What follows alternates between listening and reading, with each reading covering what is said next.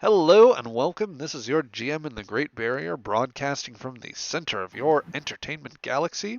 Welcome back to another session of Star Trek Adventures Aegis. This is our 22nd century campaign set during the events right now in Season 4 of Enterprise. We're, I believe, late summer in 2154 at this point in the campaign. And we are rejoining our crew's mission on Zoran Station, where amidst a very interesting mix of Nausicaans and Tellarite miners, there are signs of a plague that we are rapidly beginning to understand better here, and that may have some nefarious dimensions to it. Such is what the crew is starting to pick up on at this point. So we are going to follow up here with sort of where we left off, essentially. I think that we will start the first scene inside Zoran Station, and very specifically in a corridor attached to the habitation of Zoran Station. The main habitation area is a large cavernous structure with numerous developments, some of them prefabricated buildings, uh, others larger machine-like towers, some more improvised structures, very rocky, with chiseled paths cutting through it, and some sort of open air elevator type structures, or turbolifts, such of the sort. This is very much an early colony in its development. Um, but on an extreme end, away from the dockyards and moving further coreward to the asteroid where this station is built, um, is a large cargo hatch that in most cases would be guarded by a good number of Tellarites from the Zhogas Mining Corporation. However, most of those guards were away, and the one guard that was there allowed three people to pass. One seemingly another Tellarite guard, there on official business for the company. The other two were a stranger bunch relative to who might have passed through, not the usual array of Tellarite or Nausicaan miners that would be moving through, but instead two Vulcans. One in very rough, well-traveled like very weathered garb to reflect his well-traveled nature, and the other in an environmental suit from the starship Aegis. For this would be Mr. Saral, alongside Cardine, and the guard, who might have looked to Tellarite from the initial view, is in fact not, but is rather a human specialist by the name of Leighton. And it is in traversing that door that you enter a very wide, broad corridor that seems to branch off in several ways, but has a mostly straight shot towards another edge. There are a sparse number of other Tellarites throughout this area. As you immediately step through, they regard you briefly before returning to their work. Some nearer to you are by large alcoves that branch out from either side of the entrance. They are tending to the bevy of equipment that are splayed about on racks throughout the alcoves. There are signs of respirator masks, mining lasers, goggles, other sorts of safety equipment all throughout. This is clearly meant as a sort of antechamber where large groups of miners, which certainly there are some Tellarites, but you've also probably picked up at this point that Nausicaans work this area as well. Um, this is an area where they would pick up gear and drop it off before, like, during a shift change, essentially. There seems to be quite a bit of it still on the racks, suggesting that there's not a whole lot of work going on right at this time. Uh, but yeah, overall, I'd say your look down the corridor suggests this goes on for dozens of meters before uh, before terminating at a door. Uh, this is where we pick up with Mr. Saral. You kind of informally at the lead here. Cardine has gotten you to this point, or helped you get to this point anyway. But this is your investigation now. Yeah. Well, we wanted to take a look at the ventilation system, so I guess we just follow that part of the installation. Nope. You have a map, or at least a very general map from your hand scanner. It gave you a rough layout, and it does suggest that the machinery should be in this section. This is essentially a zone that would allow you to transit between the habitation and the mining section.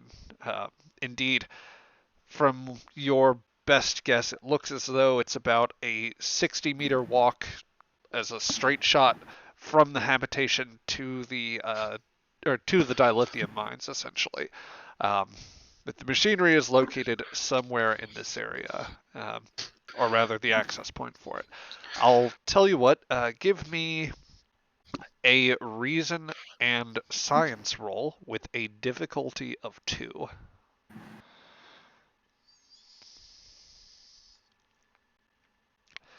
Leighton, you may assist if you wish, and you can use engineering for your.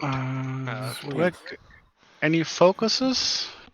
Investigation? Investigation, I think, would apply here. Yes.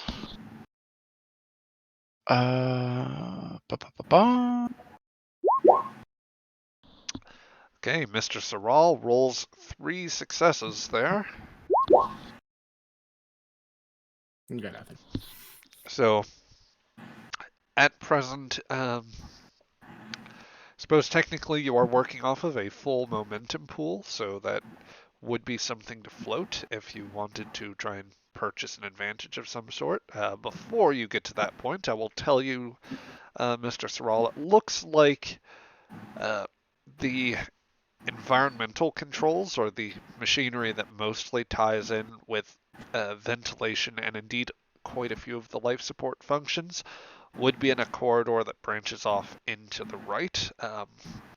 It would require walking probably half the distance through the corridor and essentially hooking a right turn. There are a few areas that you can turn off. Based on what your scanner is giving you, some of these rooms are smaller areas. They might be more like, I don't know, perhaps a commissary style thing, or essentially like a staff area for the Tellarites. There's further towards the mine, there seems to be a machine shop, and that might have something in the way of like power readings that would suggest large equipment.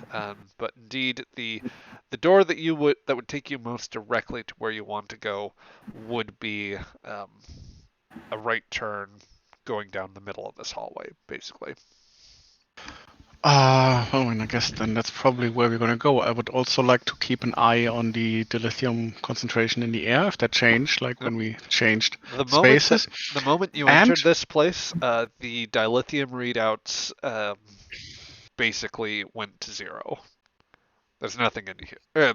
Rather, within this corridor, the life support systems are functioning perfectly. That's a little sus.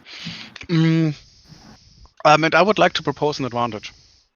Okay. The best way to not get stopped when you are somewhere where you're not supposed to be is acting as like you're supposed to be there.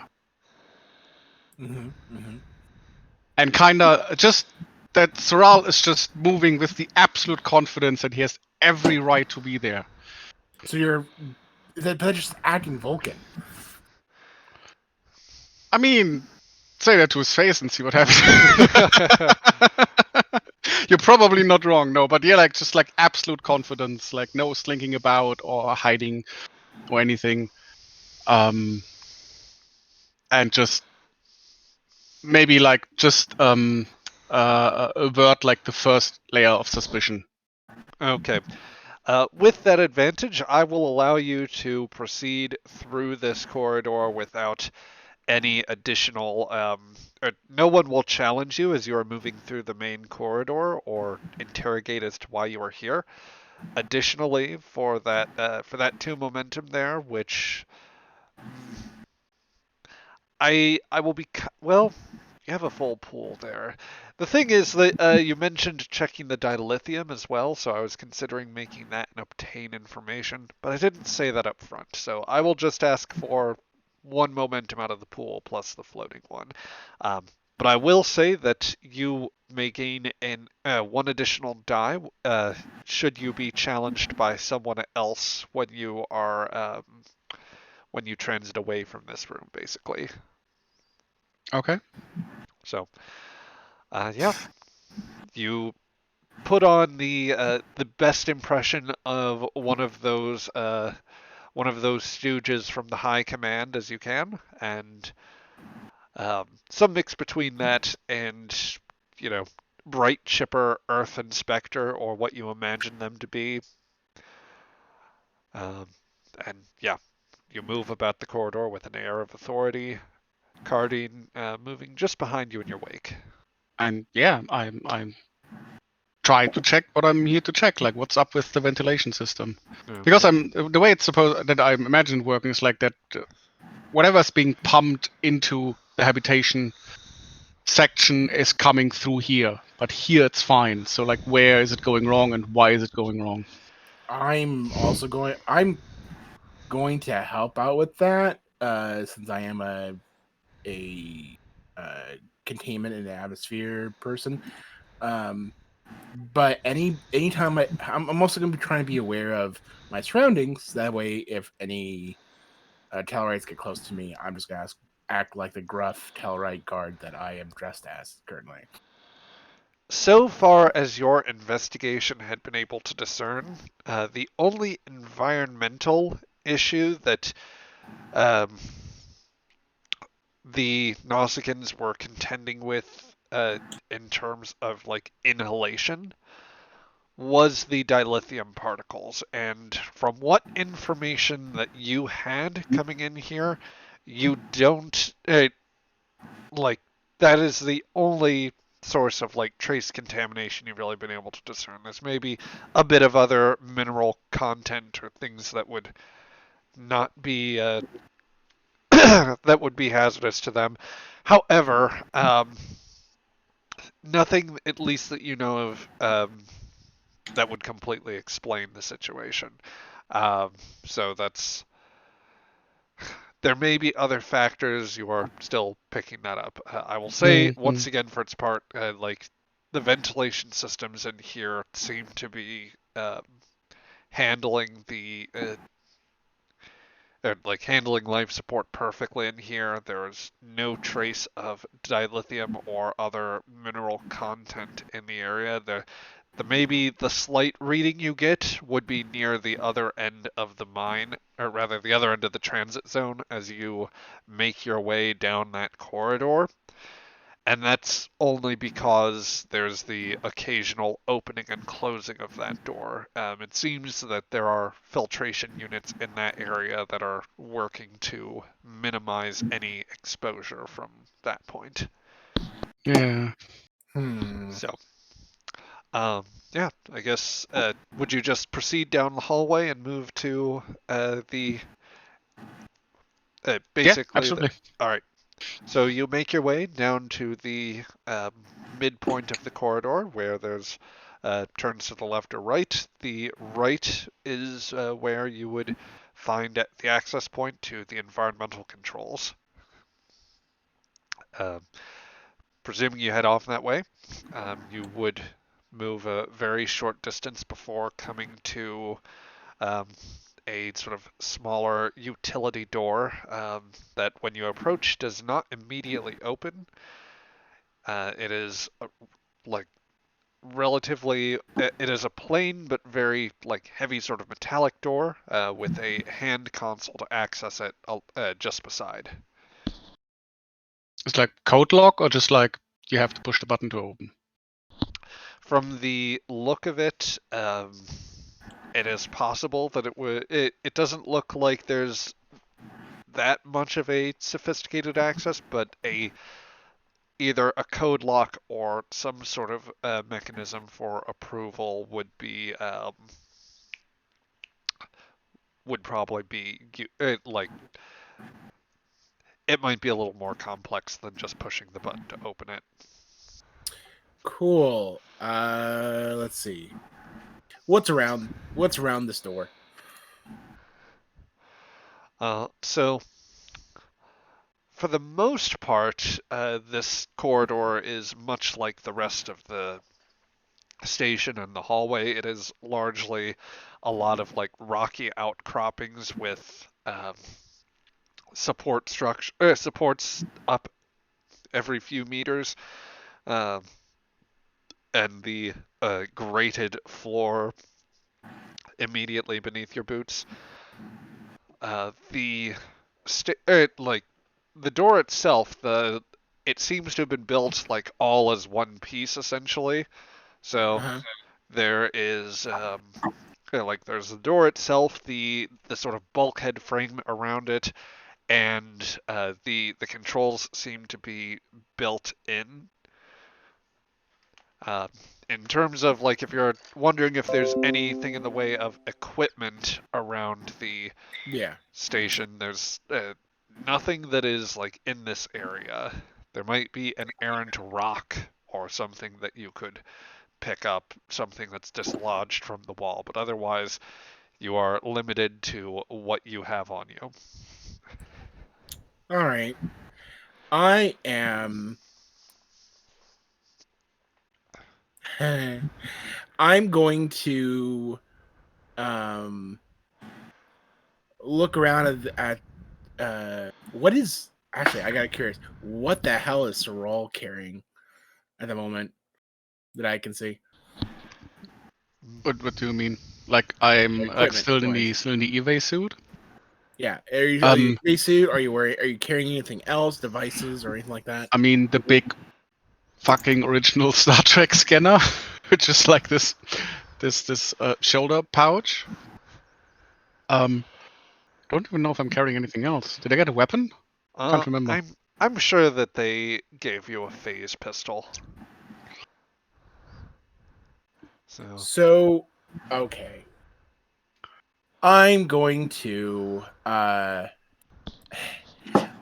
use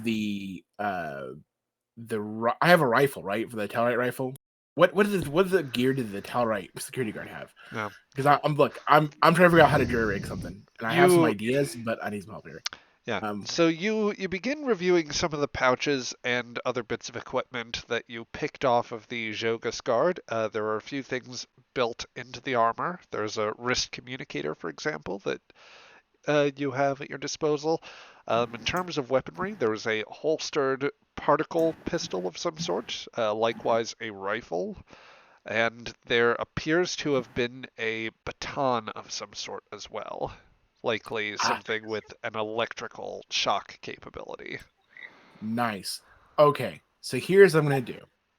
I'm going to hand Sorol or set down the rifle, because I think handing Sorol the rifle would be a poor idea amongst other Zhogas security guards. And I will look over to Sorol and the other guy and say, could you provide cover? I will endeavor to divert their attention further if it should come to it. I just need some obscuration. He pulls out the baton and like leans over it, and I'm gonna take apart bits of the baton to basically create it to more a turning electrical charge into basically a magnet instead. And I want it remove the limiter off of the baton as well. The way I can feed it enough as much power as I can before just basically I want to turn a giant baton magnet essentially. industrial scale baton magnet. Interesting. Uh, I think that I will call this a daring and engineering roll, and uh, the difficulty on this, I think, would also be 2. Cool. All right, I have jury rigging. And As the focus, it does apply, yes. can I get? Could I burn 3 momentum to get 2 extra dice? People. If the group doesn't object, go ahead. Anybody have objections? No objections here. Cool. Let's go. We get 1 back. Or 2 back. Nicely done. Yep. So I'll go ahead and deal back those 2 to you, Shira. You manage to break through part of the casing, and the layout of the stun baton is fairly straightforward. You are able to find a way to disrupt the limiting components and set it in And such. then I just put a knife to the charge, not charge, the conductor, and I just start scratching until I magnetize it. Yep. Essentially. There's a light bit of sparking at some point that maybe gives you more a mental jolt than a physical one, but you realize that you only scratched components that you needed to, or that were meant to be scratched in this case. So yeah, you've definitely got the powerful magnet you were looking for. All right. And then I double check, look around, make sure guard's still not looking in our direction. And then I just press the press the pointy end against the keypad and then pull the trigger. Okay, that's going to be one more daring and engineering roll. I think for this one it might be I think I'm going to push the difficulty on this one up to 3. I'm also spending a point of threat to increase your complication range. I am not sure how precisely anyone else might assist, but if you wanted to, if anyone wanted to attempt to assist here, at least I guess Saral, then you may attempt to make the argument. What's the exact plan? So basically, I'm taking this magnet to the keypad and basically trying to reset it. I'm basically magnetizing it, frying the keypad to either reset it back to its standard and basically having no code at all, or essentially making it useless, and then we can just give enough signal to it that we can open again. I'm taking a magnet to a computer, essentially. Yeah, no, I'm trying to find a justification for an assist roll.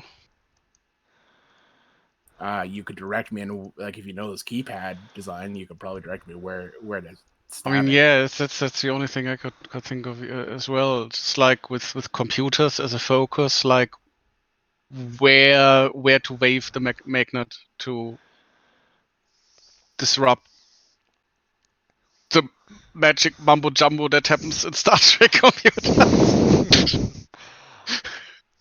I will accept Saral's very basic attempt at Technobabble.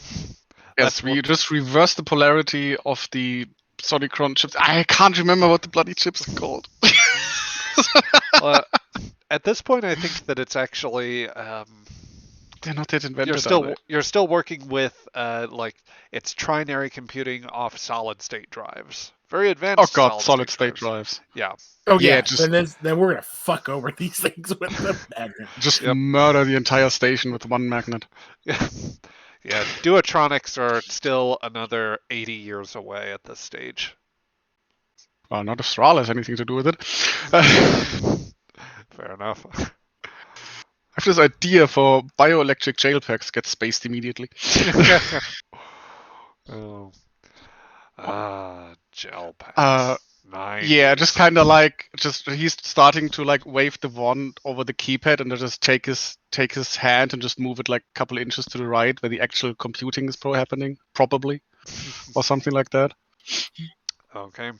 Saral, you may roll an additional. You may roll a d20 to assist him. Just as a reminder, your complication range is also increased by the point of threat there.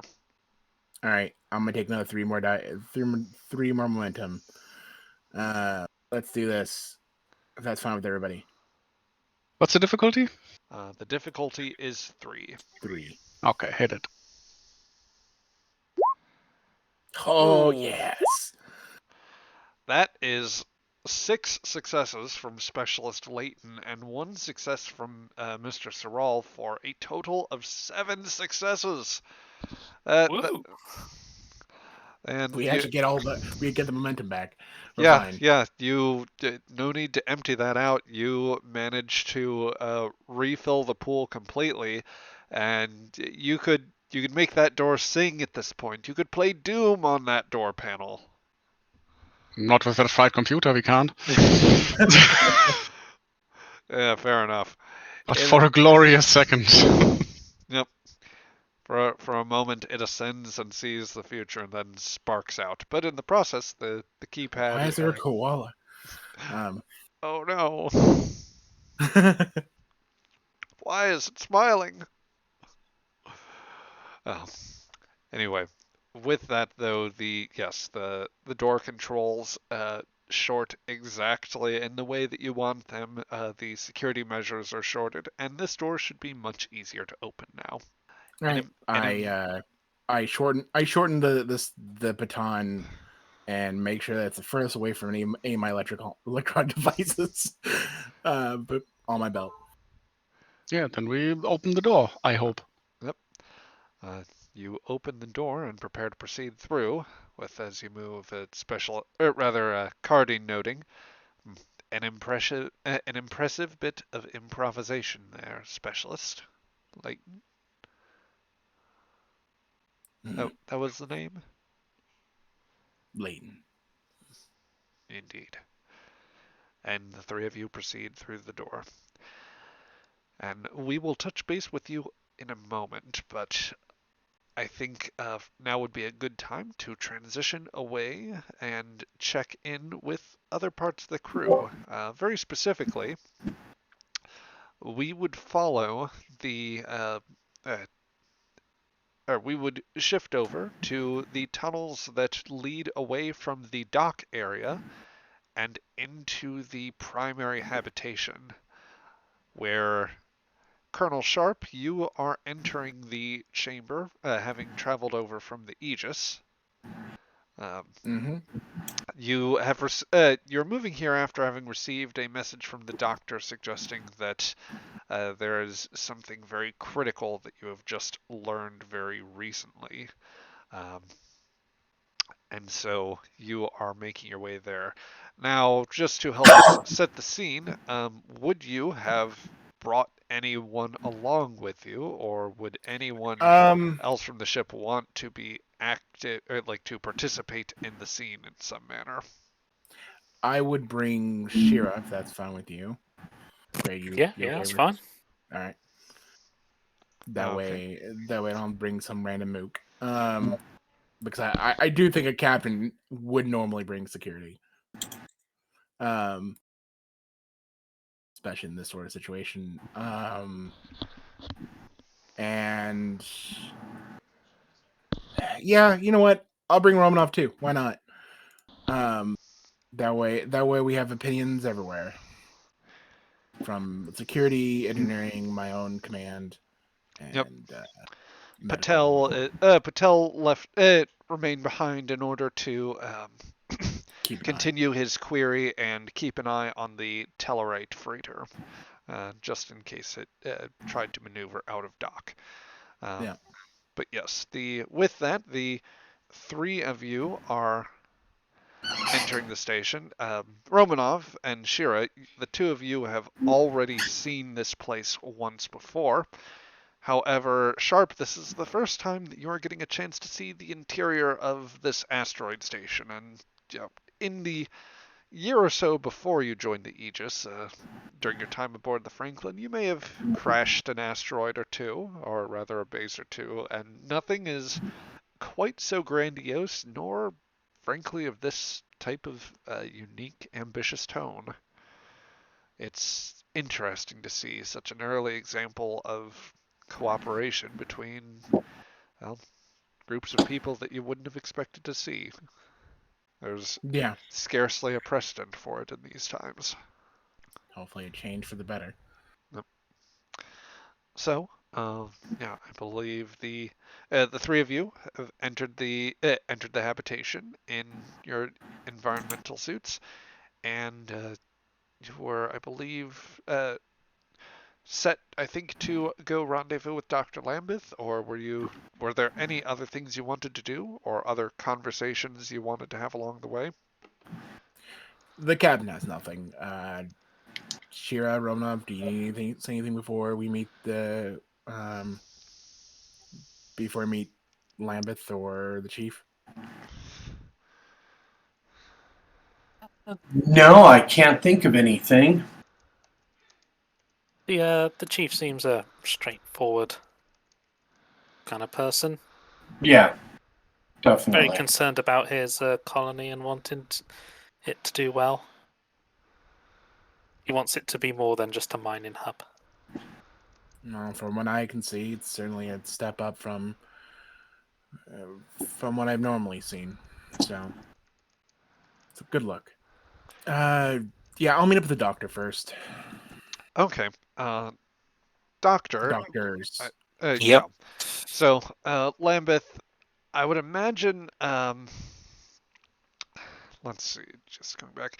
Dr. Mecklin is probably insistent on, well, he's got his patient stabilized, and since you have some results, he is very insistent that even if you want to talk to your captain first, he's insistent in at least doing this close by to Hoglul, if not being able to talk to him himself. So I imagine that he would prefer to meet closer to Hoglul's sort of command area or abode. You may attempt to persuade him otherwise if you wish, or you may opt to defer. Would you have a preference on what you would like to try? I think I can probably just defer and let him get on with what he's going to do. I don't think I've got any reason to try to worry about that too much. Okay. Well, I will say that we can say that the word was passed along that you were going to head to roughly that area, and it would give the 3 members of the away team a chance to rendezvous with you before you got to Hoglul. So, sure enough, Doctor, you are walking with Dr. Mecklin, and you see a few other people in the same style of Starfleet environmental suit. Captain, Sheriff Romanov, the 3 of you see the doctor moving towards you. Alongside him, there is a gruff old Nausicaan doctor who he seems to be more stewing at this point rather than anything else. I think that's the best way to describe his expression right now. Okay. Dr. Lambeth. Yeah. Hello. How are things going? Could be better. I hope to give a recap, or you can give me a recap a little more thoroughly about the discovery you made. Yeah, right. So, basically, we've got two elements that's causing the diseases and the issues with everyone. We've got dilithium poisoning, which shouldn't be occurring in big quantities, and we've also got, I believe, selenium poisoning. The latter is most likely, I mean, it's found in small quantities in food normally. You might put it in there and it's got health benefits and stuff like that, but in large quantities it becomes a poison. And I believe that's actually making the dilithium poisoning worse, basically. So the selenium thing is what we really have to focus on. Now, I've been able to stabilize someone, so it's treatable. But obviously, if we can get the toxicity regarding selenium is not aerosolized, isn't it? Don't believe so.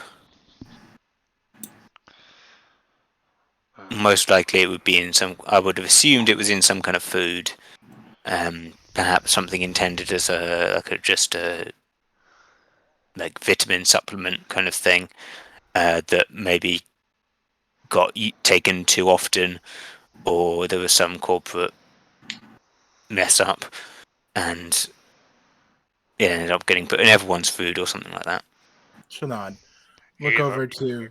Either that or someone's trying to poison us. That is a possibility. And excuse me, you are, sir? Dr. Mecklin. I'm the foremost medical personnel that this place has got. Though I'll say your Danny boy here has given me a run for my money. Danny. Thank you. She looks over to Lambeth. It's a nickname. Ah. Danny boy is very good at his job. Yeah. Well, Dr. Mecklin, I am Colonel Sharp, the captain of the Aegis, and this is my security chief, Lieutenant Shira, and Lieutenant Commander Romanov, my chief engineer. Yeah, I've seen these two around. Looks like you made the smart decision and didn't bring the Vulcan this time. Always a smart decision.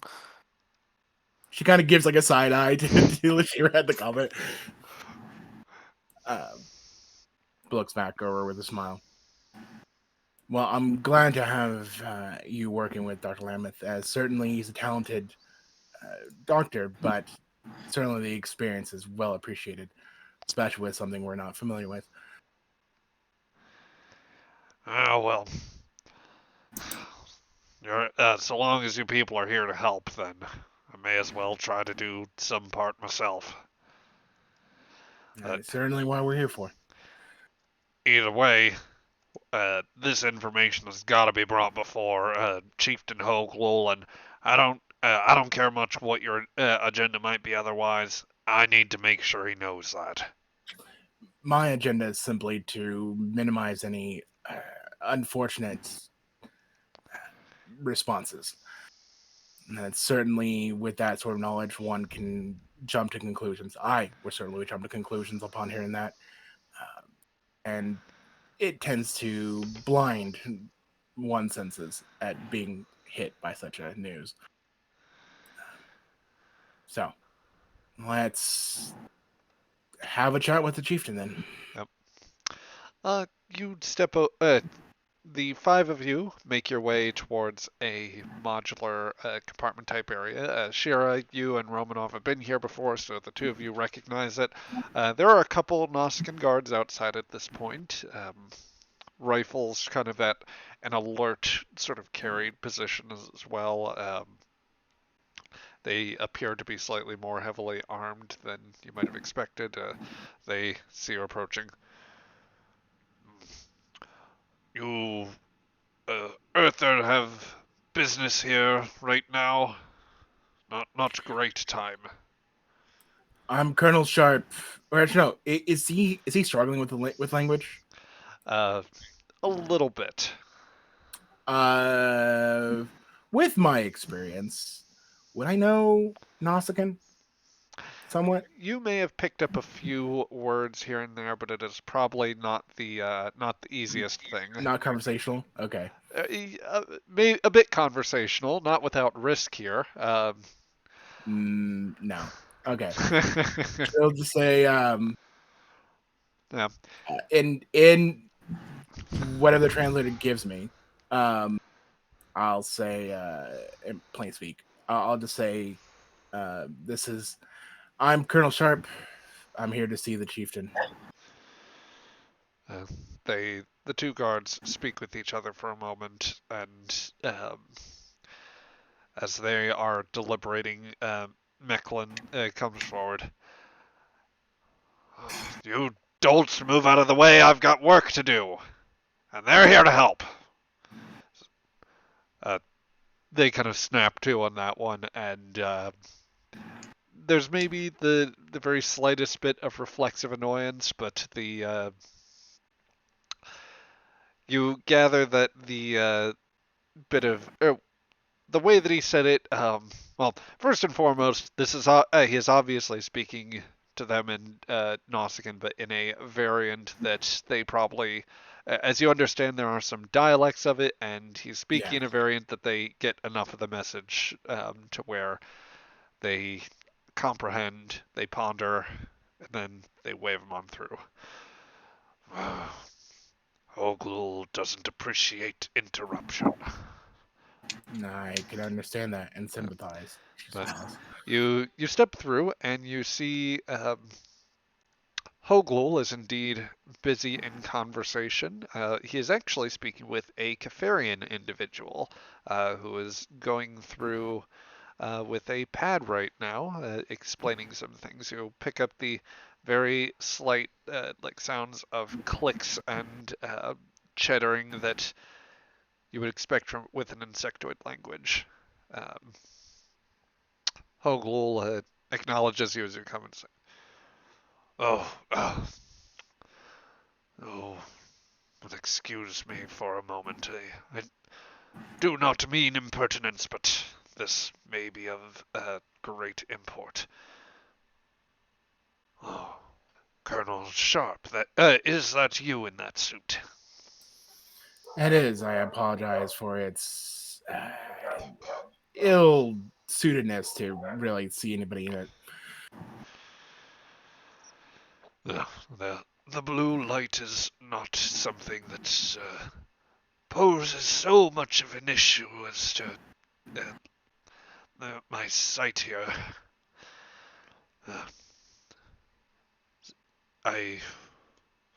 Well, Zixil, would you give us a moment? Certainly. And the Kefarian moves off to the side, tapping his pad. I give a respectful nod to the Kefarian. Humans? There's a bit of a few clicks that coincide with the translator on that. I don't see many of you. Not that often, not that far out, but so good to see you. Same could be said of you. Oh, no, nice to meet you. Oh dear, that you have are you aware you have an Endorian with you? I'm as shocked as you are. Oh. I presume you have it all well in hand. It's not the safest bunch, those Andorians. Oh, I know. She gives out a side eye to see the lieutenant and looks over to the chieftain. I apologize for impromptuness, but our doctors discovered something, and I thought it'd be best if I'd come in as well as a mediator. And what is this? What have you found for me, Doctor? Certainly, I hope that it's something that you haven't been holding back, Mecklin. You're not so reserved. Like, Mecklin is just grumbling, but he is straining to let you take the lead, Doctor. Right, well. How Do you know anything about selenium? Simultaneously, the chieftain says, "No, I haven't," and the Kefarian jumps in. "Oh yes, I know about that." Well, do you want to fill the rest of us in then? Because I mean, I know, but just so that everyone around us gets the full picture. Oh, yes. Yes, selenium ele- uh, element component in many fertilizer type issues. Very useful. Very useful. Considering ordering some, but recent crop yields in the hydroponic space are, as I was mentioning to Hogue, would have been quite beneficial. Yes. Indeed. Well, it turns out that. Are you sure someone hasn't ordered in some selenium? I mean, let's go right out and say it.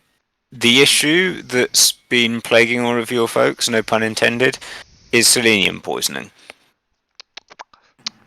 Mixed in with a bit of dilithium poisoning, but it's too much selenium. Now, I don't know how it's getting into people's systems. I'm going to have a guess it's got something to do with your new hydroponics yield. Which, to some benefit, chieftain, she takes off the helmet, means it's not contagious. There's momentary shock value with that, as everyone processes. Zixil is the Kefarian is the first to process. I've ordered no such fertilizer here. There's nothing here. Oh, and to insinuate otherwise, I wouldn't be transparent. I terribly resent that, and you blockhead, why would I do that? I'm so sorry. That was very impolite of me. We all make mistakes sometimes, right? Sometimes you get a little greedy. You think, well, let's just. I know roughly about selenium. It makes plants go better, so I'll stick them in my hydroponics, and that'll, give me some profit margin. And you maybe don't think about the fact that it's going to kill a bunch of folks. Doctor, I have certainly admire your gusto, but Yeah, sure. rein it back. I'll quiet down. He's got a point though. So much is being dumped in, and we're taking in so much of it that it's a wonder. It's a wonder more of us aren't coming down with the symptoms here. It contributes to any of the any of the respiratory symptoms, the inflammation. A lot of that would come with it. The dilithium might cause some issues in the long run, and it's only going to get worse while that builds up. But the selenium's going to cause massive problems for us, and if this bunch is just dumping it in without any regard for our for what it's doing to the rest of us, then they've got another thing coming here. Hogul looks to the Kefarian. Is that true?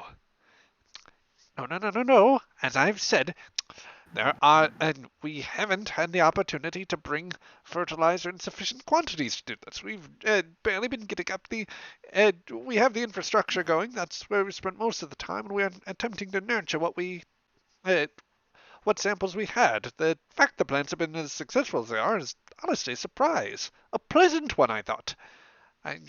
This was about to make the colony self-sustainable, and I'd expect a little more appreciation, but no, apparently not. Certainly. Yeah, people tend not to be appreciative of mass deaths. Doctor. Or negligence. She also, even though Macklin doesn't belong to her, she also gives him a very maternal look. He's going to meet your gaze with just a side eye of his own. There is a solution to all this, at least temporarily, until you can get the right filtration put in. And I've already outlined that. We have that here. I'll hand it to the skipper. She'll just briefly look at it. From what I understand, Romanov, And you said that there's still quite a bit of particles that are even going through that system. Correct. I mean, we need to get to work, and we need to put up a temporary filtration system with whatever we can scramble together, and then simultaneously make sure that we're ordering the right level of filtration. This could... Yes. From what I understood was that it was already a sustainable level or a sustainable quality, just it was taking a lot more work than Correct. What was happening was the filtration was being micro shredded. Yeah, and therefore each individual filter was breaking down, allowing more of the material to pass through. Now, you won't see that unless you do a serious examination of the filters, and we did that. I'm eyeing everybody within the room, but mostly I'm looking at the chieftain to see if he catches any sort of like thought or concern that he had. Wise. Give me an insight and command with a difficulty of 1. Insight. Oh, nope, that is Leighton. Not my captain. No captain. A different sheet. All right, insight and command. I have diplomacy and if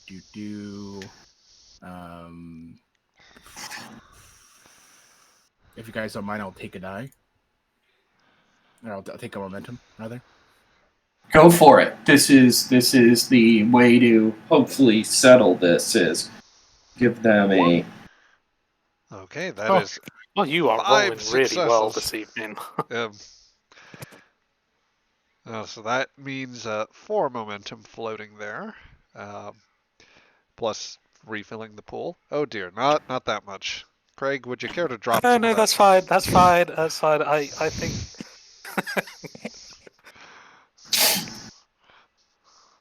Raises the phase pistol.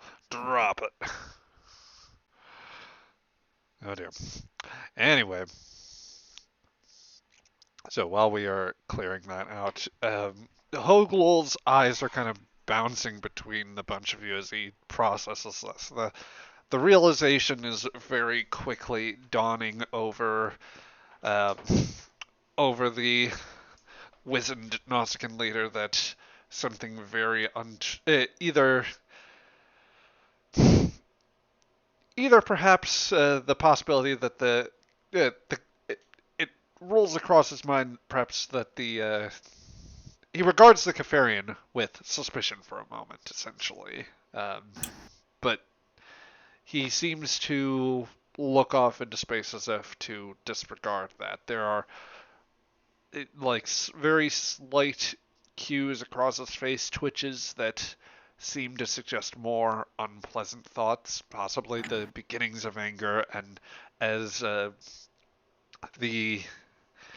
everyone adds in their little their 2 cents basically between Romanov's suggestions at damage control, Lambeth and Mecklin lobbing casual suggestions of gross incompetence and negligence or malice at the Kefarian, and the Kefarian's reply with dismissing or protesting that notion.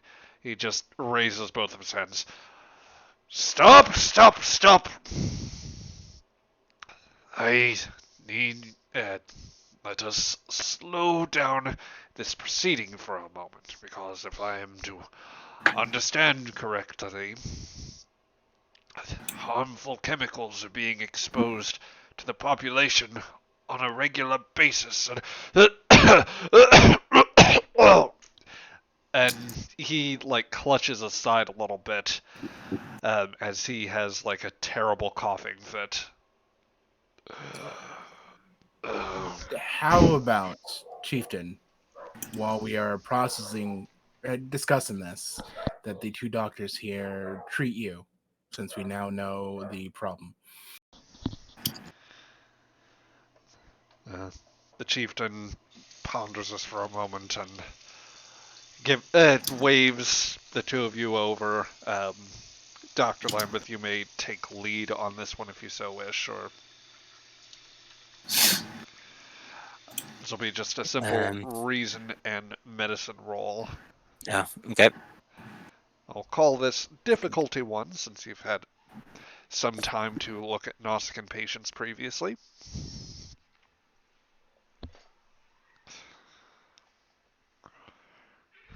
Reason medicine.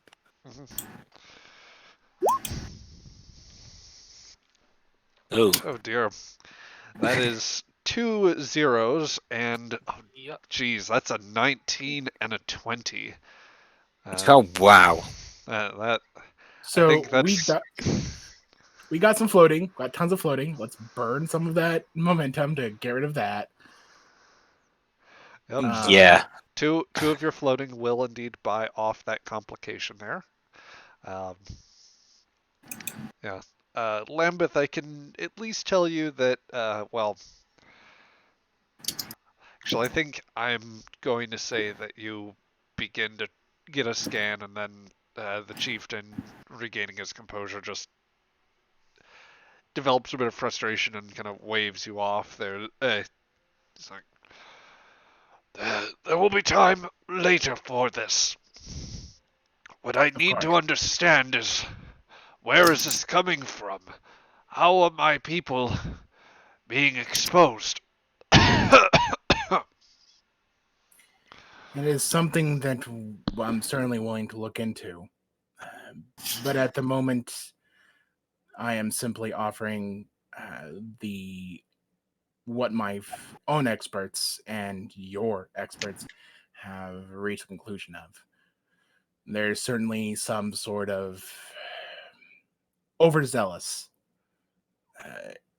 exposure or in treatment in some sort of method to increase the selenium in either food or water. And certainly there is a more dense emanations of dilithium in the air that in a place that should not have to deal with such things. There is a connection to the mine. The mine area had the correct filtration, but this area did not. It was not tested for these densities. Out of character, that wasn't it. It was basically the thing to the mine should have cleared it due to the amount of saturation within the air, but has more saturation than the machine was designed for, because it basically there's really a lot more than there should be, and it broke through, it filtered through the initial mine filtration system, and now it's in the habitat zone. But since the habitat zone only supposed to filter out, normal habitation stuff, it's shredding through that too, because it's not just like that. I am going to cut in only because it hasn't been firmly established. First off, none of you, particularly since Soral's communicator has been rigged to create a jamming signal for the time being, none of you have actually had a chance to touch base with that part of the away team, and thus don't know about the function of the air filtration in the transit zone between the mines. So if that was what you're getting at, then that hasn't been identified. No. I was talking about only stuff that I had discovered in looking at the base itself. Yeah, which, well, if I misspoke, I apologize. No, it was probably me. My bad. Yeah, you don't know about what's going on with the environmental controls otherwise, only that there's something isn't getting filtered from that end, and that the CO2 or basically the filters here are meant to scrub carbon dioxide and carbon monoxide, but they're getting shredded by dilithium particulate that they weren't meant to handle. Yeah. Okay. Then Romanov's been right the entire time. I'm sorry. Okay, so that's all she does, and she presents, make sure that they see there's a solution. We can temporarily put a stop to the problem, but, there are other things that have to be answered.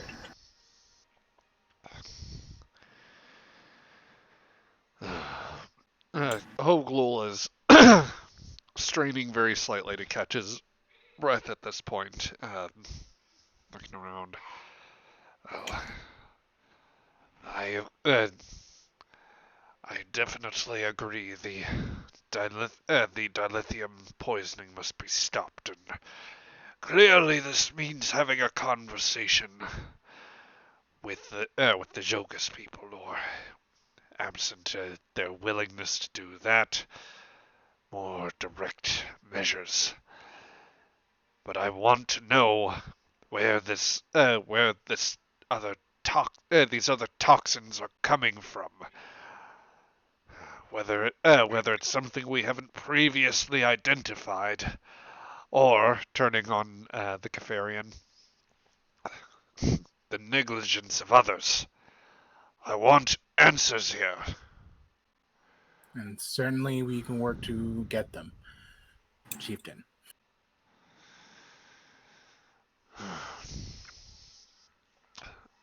He looks over to you, Dr. Lambeth. Until these root causes are treated, I presume there's nothing to be done to permanently stop the progress of whatever is afflicting my people. Yeah, basically. We can help treat each of them individually, but more will keep suffering without addressing the cause. Zixil, the Kefarian gentleman, or, well, being, at the very least, interjects here.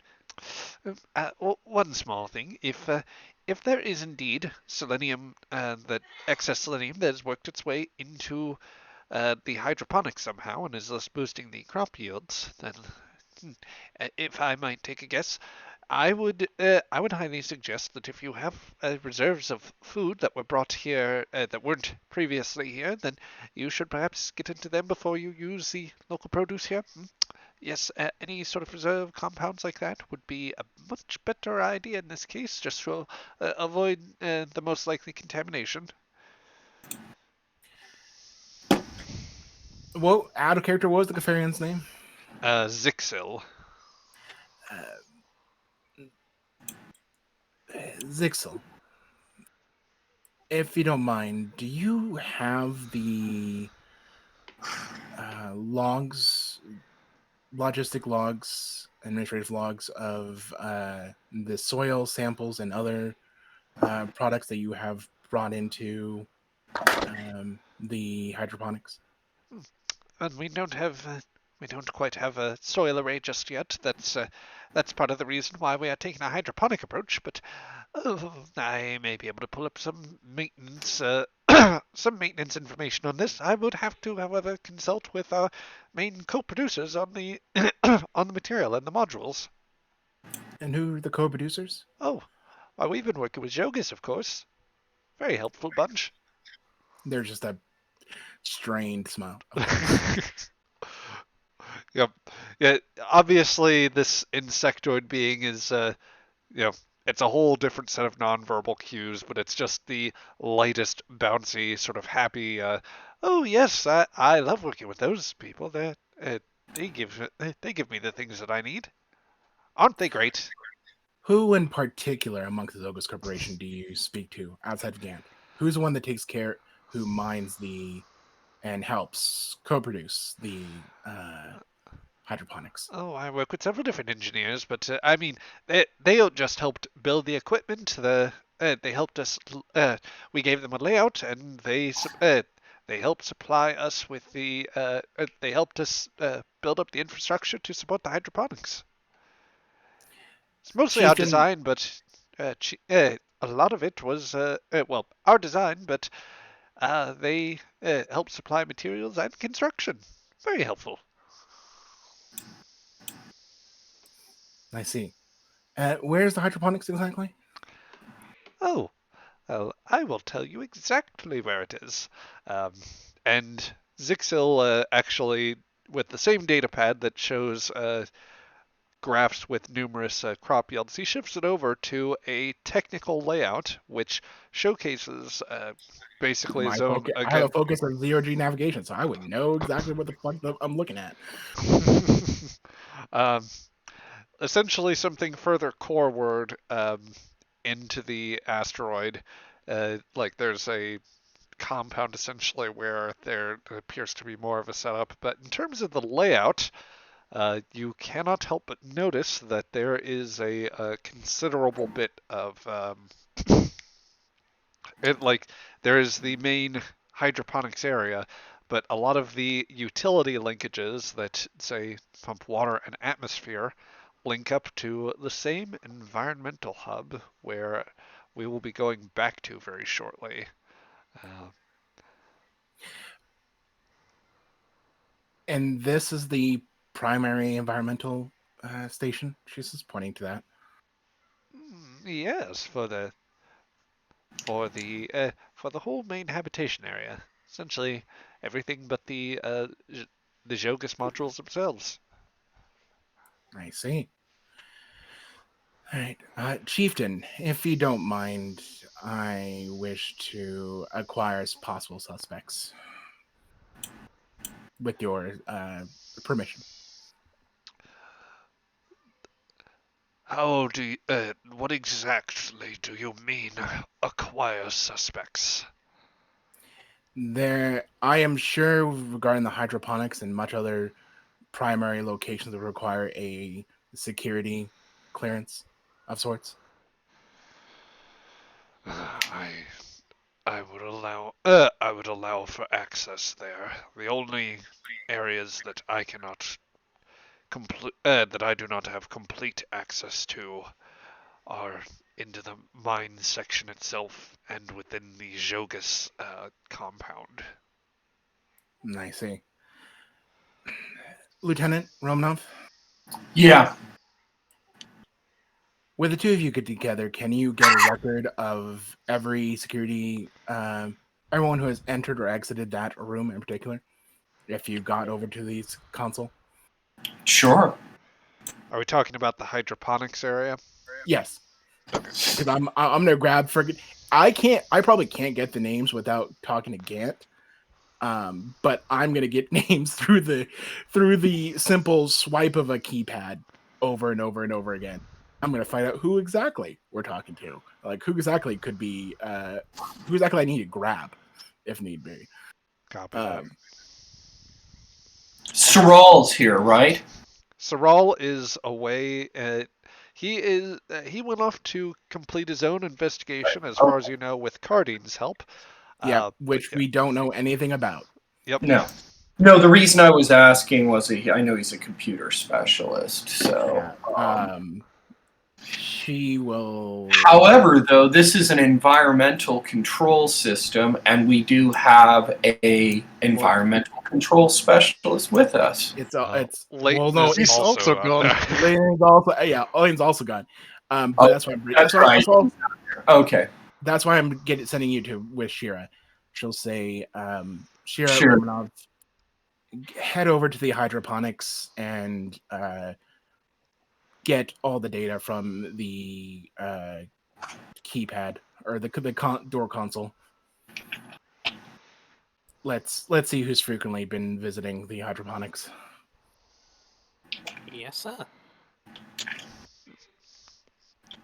Okay, so is there anything else anyone wants to do in this particular scene here?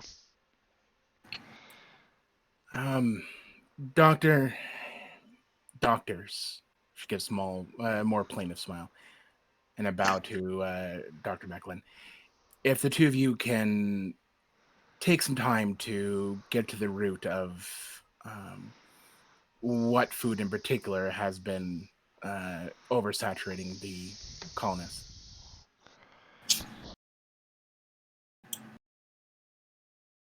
Yeah, I can do that, but I'll need access to all of the food that's I available.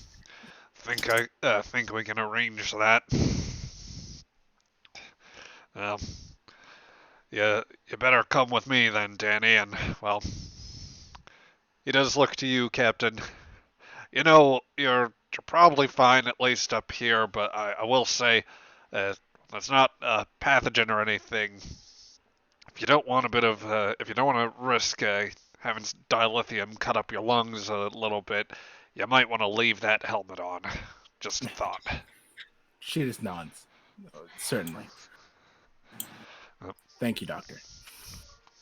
I'll Is there just anything else? Anything else you need from me, Chieftain?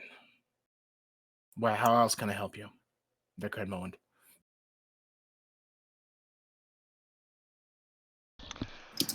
I have. I have much to comprehend here, but I feel that there's whatever is going wrong here. I am just disturbed by this situation. She just nods. As am I, and certainly greed can get the can get the lot of us. But at the current moment, I don't think any drastic actions would help in that direction.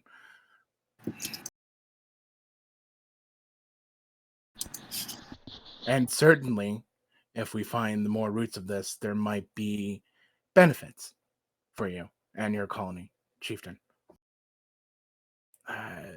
Actually, Dr. Lambeth and Chieftain, if you don't mind, could you see to his treatment as Chieftain? I would like to get over a few things I've noticed regarding the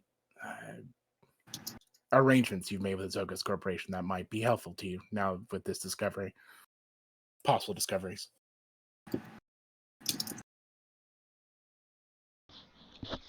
And that's where I'll leave that. Yep.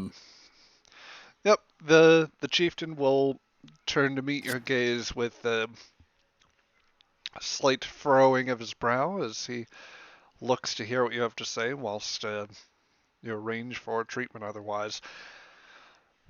Elsewhere,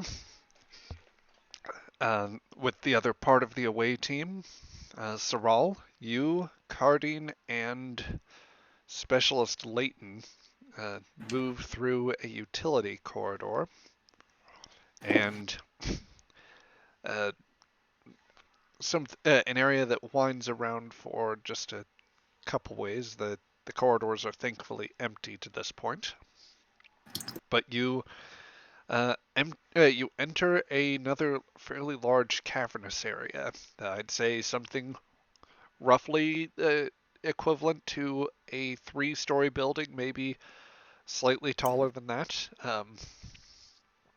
and with a fair bit of depth. But for as large a space as this is, a good bit of it is overrun with machinery, piping, large mechanical structures and pillars that in many ways resemble the outside habitation, but there are several other bits of equipment that are a little that have the same sort of um, sorry, just one moment. I'm about to have a slight coughing fit. It's going around everywhere, man. I had it last week. I just I think I ate something a bit dry earlier, and it has left my throat just a little scratchy. So I just needed the occasional drink to help get through. Yeah. Anyway, there are several other machines that would maybe seem a little more out of place.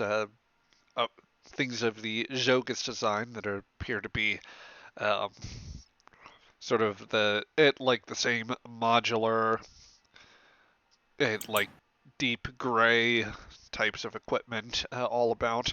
There are platforms as well, or like platforms, ladders, and I'd say you know, basically elevator type platforms that move along some of the walls. Um, and there's the sound. There are the sounds of like machinery at work, providing a steady hum that reverberates through the cavern. The sound of like rushes of air of circulation, and even through the like with at least what you could pick up, Saral, I would say there is the sound of the chattering of voices, so you are not alone in this section. Um, just for a slight visual cue, I'll move you to this screen here. But there also appears to be considerable amounts at the at this ground level. There are also signs of various containers, barrels, crates, all manner of other equipment. Okay. Is the chatter in the room just normal conversation, or is there something? Is someone yelling at someone else about something? Something of interest, so to speak. So if you want more detail in terms of discerning what's going on, then I would give you I would ask for, let's say, an insight and I think either command or security would be appropriate here. Both equally bad. Investigation as a focus? I will allow you to take that focus at the very least. Fantastic. I mean, it's just I'm casually listening if anything is going on that I should interested in, or if I should just go ahead and maybe pinpoint where people are, or at least conversations are. Yeah. I will set this at it would have been a difficulty of 2, but because there's like loud machinery at work here, I'm going to increase that to 3, I think, for this scene. I would spend momentum to buy a die. Yeah.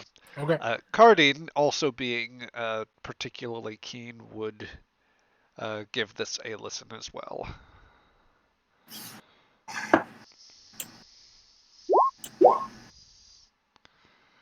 Okay, so that's 2 successes from Saral. Cardine does not succeed. Damn it, Cardine, letting me down every time. So you can't make out precise wording, Saral, but based on the modulation of tone, cadence of speaking, basically the dynamics of the conversation, this sounds like a pretty routine, casual conversation. There are maybe 2 or 3 speakers checking in with each other, one of whom might be a little more supervisory or like commanding in tone, whilst the others are either delivering sort of matter-of-fact style phrases that maybe suggest, more professional type bits of input, responses to orders or something of the sort. There's maybe also a little bit of more casual Tellarite, which I'd say is more reflective grumbling or very mild hostility. The play hostility that is common to friendly Tellarite discourse, banter. Yeah, having discovered nothing of interest, I will pay it no more mind and see like where's the main, or like 2 points. Like one, where's like the main climate control happening, and also if anything like seems out of place here, would like probably keep an eye out for. So, are you going about this via Mark 1 eyeball, trying to get an assessment that way? Are you running a sensor scan? Or rather, like a scan with your tricorder? What would be the means by which you're trying to assess this? Can I scan for environmental?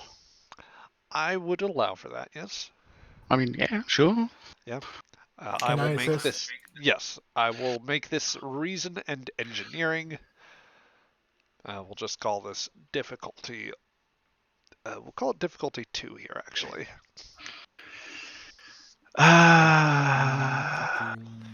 Investigation, I think, does work, Felix. So Yeah, I'm trying to find a different focus to argument, but it's always investigation. it's what you're doing right now. Yeah. Difficulty 2? Mhm. Yeah, come on. It'll be fine. Oh. Just the one. Or just Yeah, the two. yeah. It was. Just two, yeah. We have floating momentum. I think that it might have been spent a little bit earlier, or well, No, rather we now we have transitioned floating. from Now we have floating momentum. Oh, I see. I missed Saral's initial move there. So yeah, that's 4 floating. Jeez, I will have to get better about the momentum goes away. No, wait. We Level have 1. difficulty 2. We have 3 XX successes, 1 for the 6th momentum, so 2 floating. Yes, that's right. If I'm correct. Yeah. Okay. Yeah.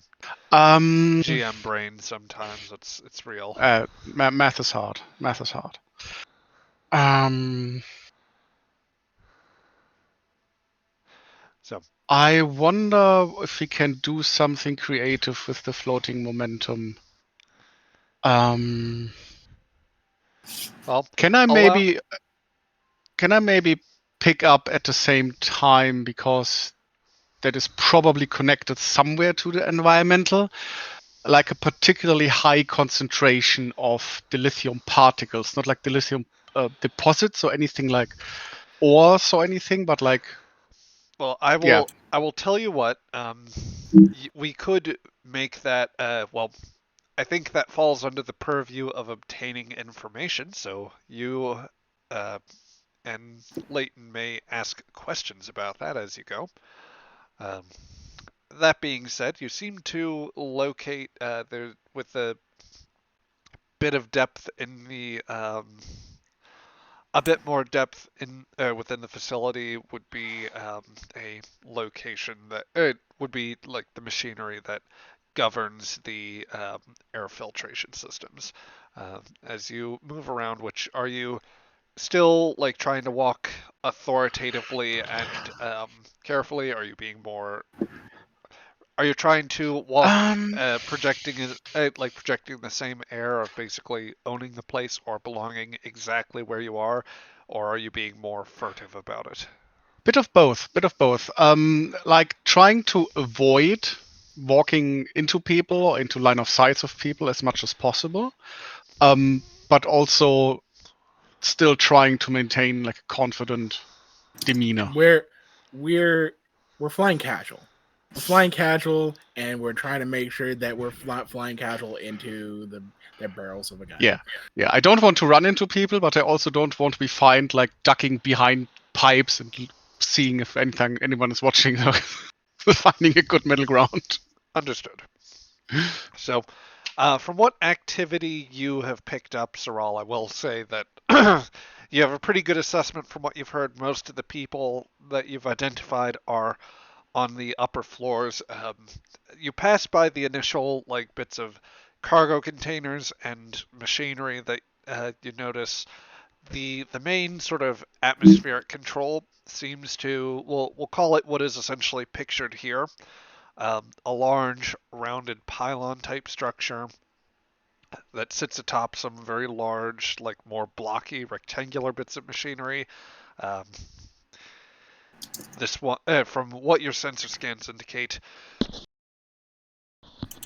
this would be uh, this seems to be a very large sort of hub for filtration units.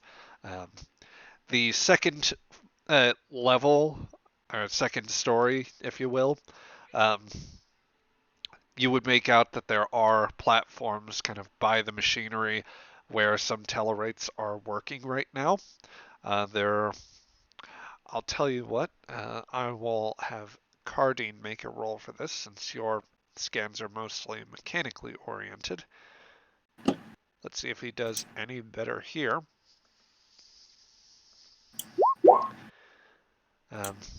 As you start making your scans, Cardine does hold up, a hand and says, "Both of you must be mindful. There are others patrolling about on the second level. Based on the relative weight of their footfalls, I believe the Tellarites have guards here. It would be logical, I suppose. So, with that, you've located the machinery. You can get some fairly detailed readouts here. Um, what particular questions would you like to ask? I mean, basically, I will butt in here just to say, since you have succeeded, and while this wasn't a science task, you are sort of a foremost science officer in this situation. And as part of the investigation, let's just say that to start off, I will give you one free obtain information that you can use without dipping into the momentum. Then the rest would come from that, which I think that you have 2 momentum floating right now. Yep. yeah. I mean, can I identify the source of the dilithium particles? Now that I'm at the environmental hub. Let's say with some detailed scanning, you are able to work that out actually quite easily. Um, it takes some intensive work to discern completely what's going on, but it's pretty clear that, uh, it's clear for one why there's such levels of like respirator equipment and things back in the transit zone.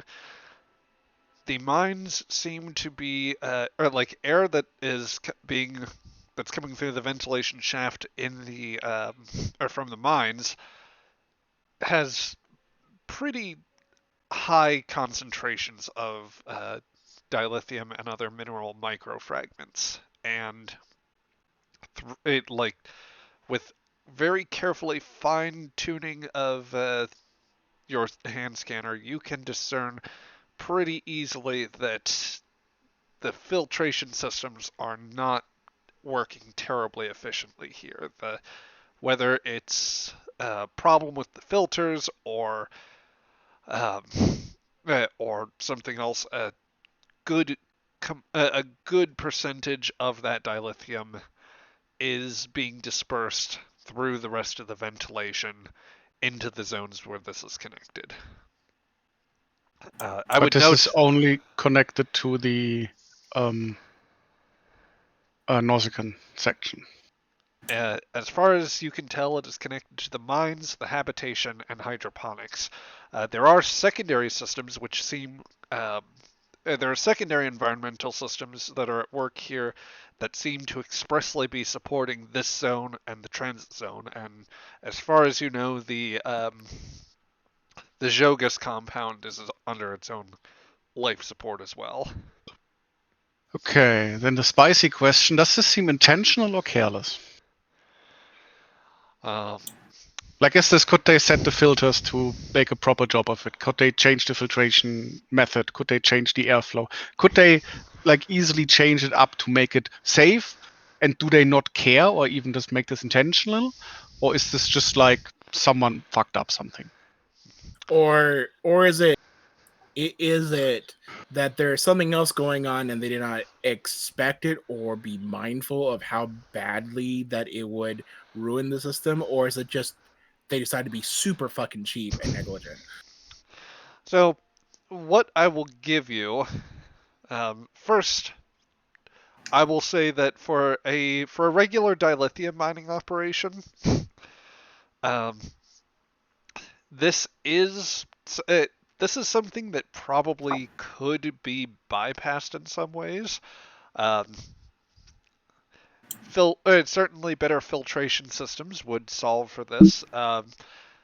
Honestly, one of the ways might have been to opt for a different setup where the interior of the asteroid is not pressurized and rather where the segment that is being mined is mined in vacuum, um, as is the case for a lot of asteroid operations.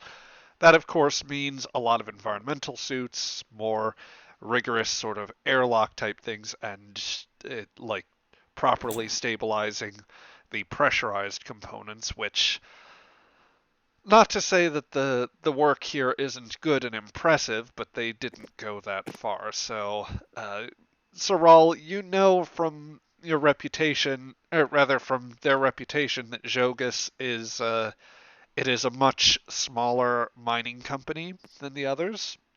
So it is possible that these could be more measures of it's possible that these could be just measures relating to basically a cut rate operation. Um, there could be negligence, there could be deliberate awareness, and just nothing's going on. It would strain credulity that they don't have that their equipment isn't picking this up, but it's always possible that they could have a defective sensor somewhere as well. Um, that being said, there's a lot that would seem. It seems like it would have to go wrong for this to be completely missed. So, I don't think I can speak to their internal state of mind, however, with the question. No, that comes later with the mind melds. Yep. So, are there other questions you would like to ask? Well, it's like a question for the room. Is there anything else we can achieve here, really, or should we skedaddle?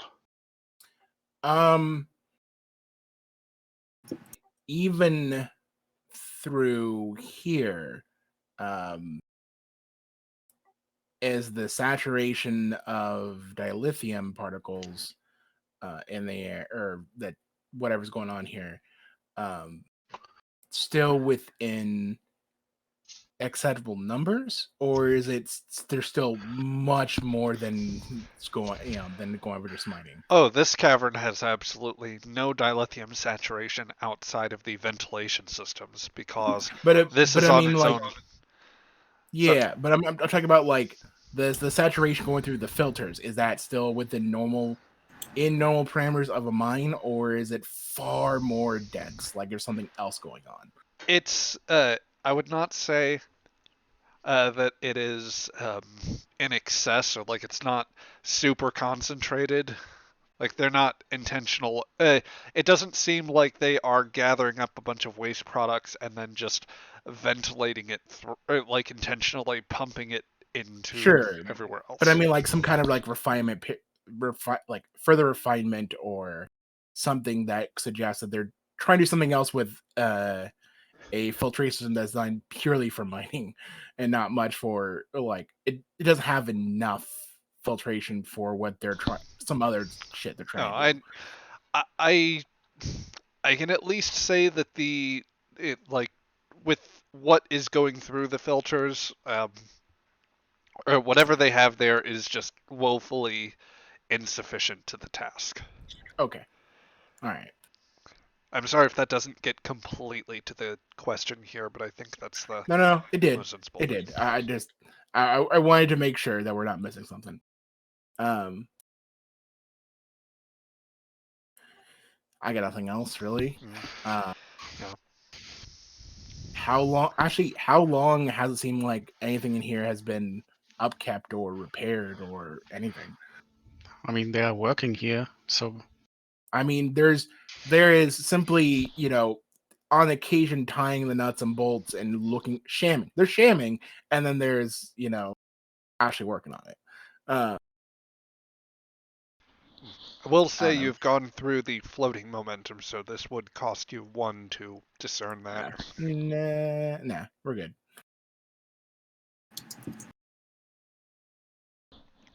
Okay. Any further investigation you want to make at this point, or other tasks you want to attempt? Should we just leave? Should we just play it safe? We should probably record as much as we can. I mean, it's all in the scanners.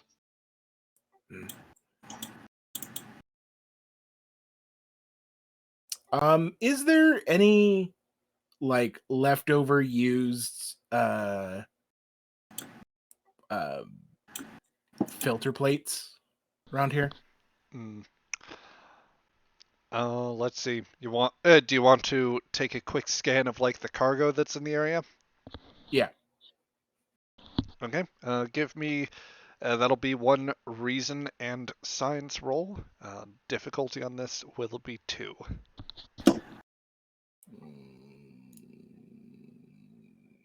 I could use some help here. What are you doing? Environmentalisms or decontamination. I'm trying to grab something that we can actually use as further evidence. Oh wait, If are we- you just like looking off your scanner, or are you trying to assess the or like basically? I'm just I'm trying to find like a used filter sheet around here that I can just snag. Okay, I'm going to adjust that task slightly then. Sure. Since so that would be more insight, and I think Engineering. I'm still going to set it to, well, I will allow for science instead. Okay, Or now I engineering definitely. instead, rather. Okay, I was just like, okay, definitely that. All right, let's. But I am going to Decontamination, environmental systems. You're gonna spend a thing. no, I will leave it at difficulty 2. I was pondering increasing it, but All right, I will I'll allow it to go. Nope. All right. Yep. All right. He just looks around and then just gives a very quiet and just Yeah, falls. let's just leave. Mine has been like 5 minutes, 10 minutes maybe that we spent here. Hopefully, so just less. They're abouts. Let's not stretch our luck beyond breaking point. As you do that, everybody give me a fitness and security to get out of here as stealthily as possible. And it is being contested here. You know, it actually isn't that bad for Layton. I forgot about that. All right. No, focus there. Can I argue troubleshooting? I'm afraid I'm not. It's gonna be bad, burn- isn't it? Difficulty or contested? Yeah, you can also burn a determination if you have a determination. What are we contesting against? Can we ask for you to roll first? It's fitness and security.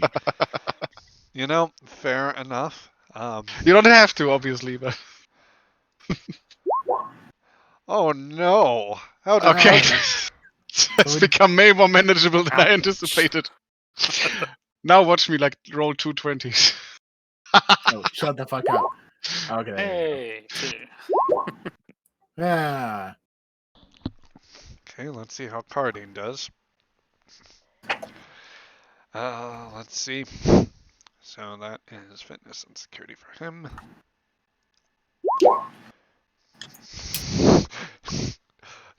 Two. Cardine, this fucking. It's like. Master of martial arts, my ass. Rolled like shit. Martial artist, but not a ninja, not a but- master of but- stealth. Okay, Felix. Here's what you have to understand. This man taught Romanov everything she knew about stealth, about tact, about everything there. About nerf. And you see how well that played out. Yes, everything everything that he knows, she knows, and yeah, at least on that bit there. She did go to the academy though, so that helps. Oh jeez, 2 18s here. Can we cover him with our successes? Just like shuffling him out. Do you want to? You do have momentum, so you could always like buy an advantage here that allows. Let's just buy our way out of here and hopefully just vanish without a trace. Yeah. So the 3 of you begin to sneak through. As you are making your way back, there is a Tellarite guard moving along the way, and a couple of miners alongside of him, where if he were entirely on the attention of just like basically maintaining his attention to look in the area and surveying you, he might have caught sight of Cardine. But the two of you help like pull Cardine in just a little close to help that timing. Go ahead. I will interrupt it a little bit by just saying quietly, "Fat ass," and just wait for the Tellarrites to just argue who said it. Because they probably think each other said it. So. Oh dear, I feel like if you want to, if you would like that, I can allow them the opportunity to roll basically a composure check here with an increased complication range. Sure. Okay. So some of the miners are going to argue amongst themselves for a moment. Of course, they maintain composure. Fuck, you remember? Let's see how the guard does though.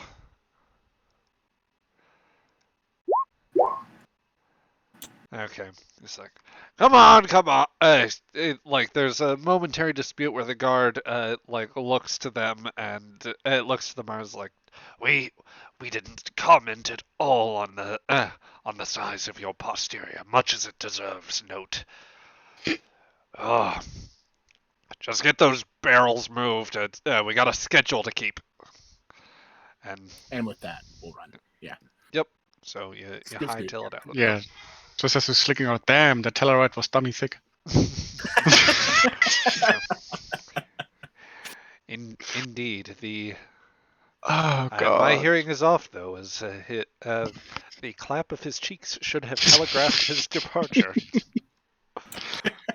Oh, need to get out of here. Yes, we never need to hear a Vulcan say that ever again. Psychic damage. Let's quickly get out of here.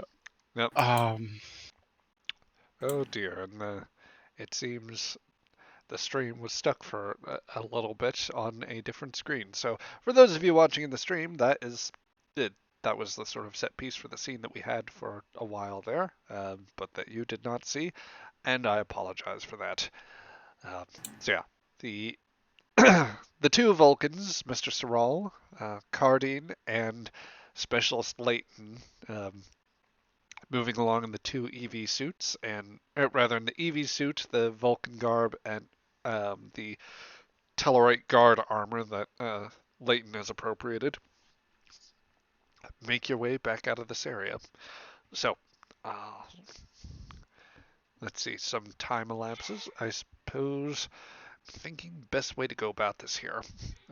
So it probably would make sense to drop back into the yeah, I think it would make sense to go back to to the habitation at this point, where the crew is split up among their tasks.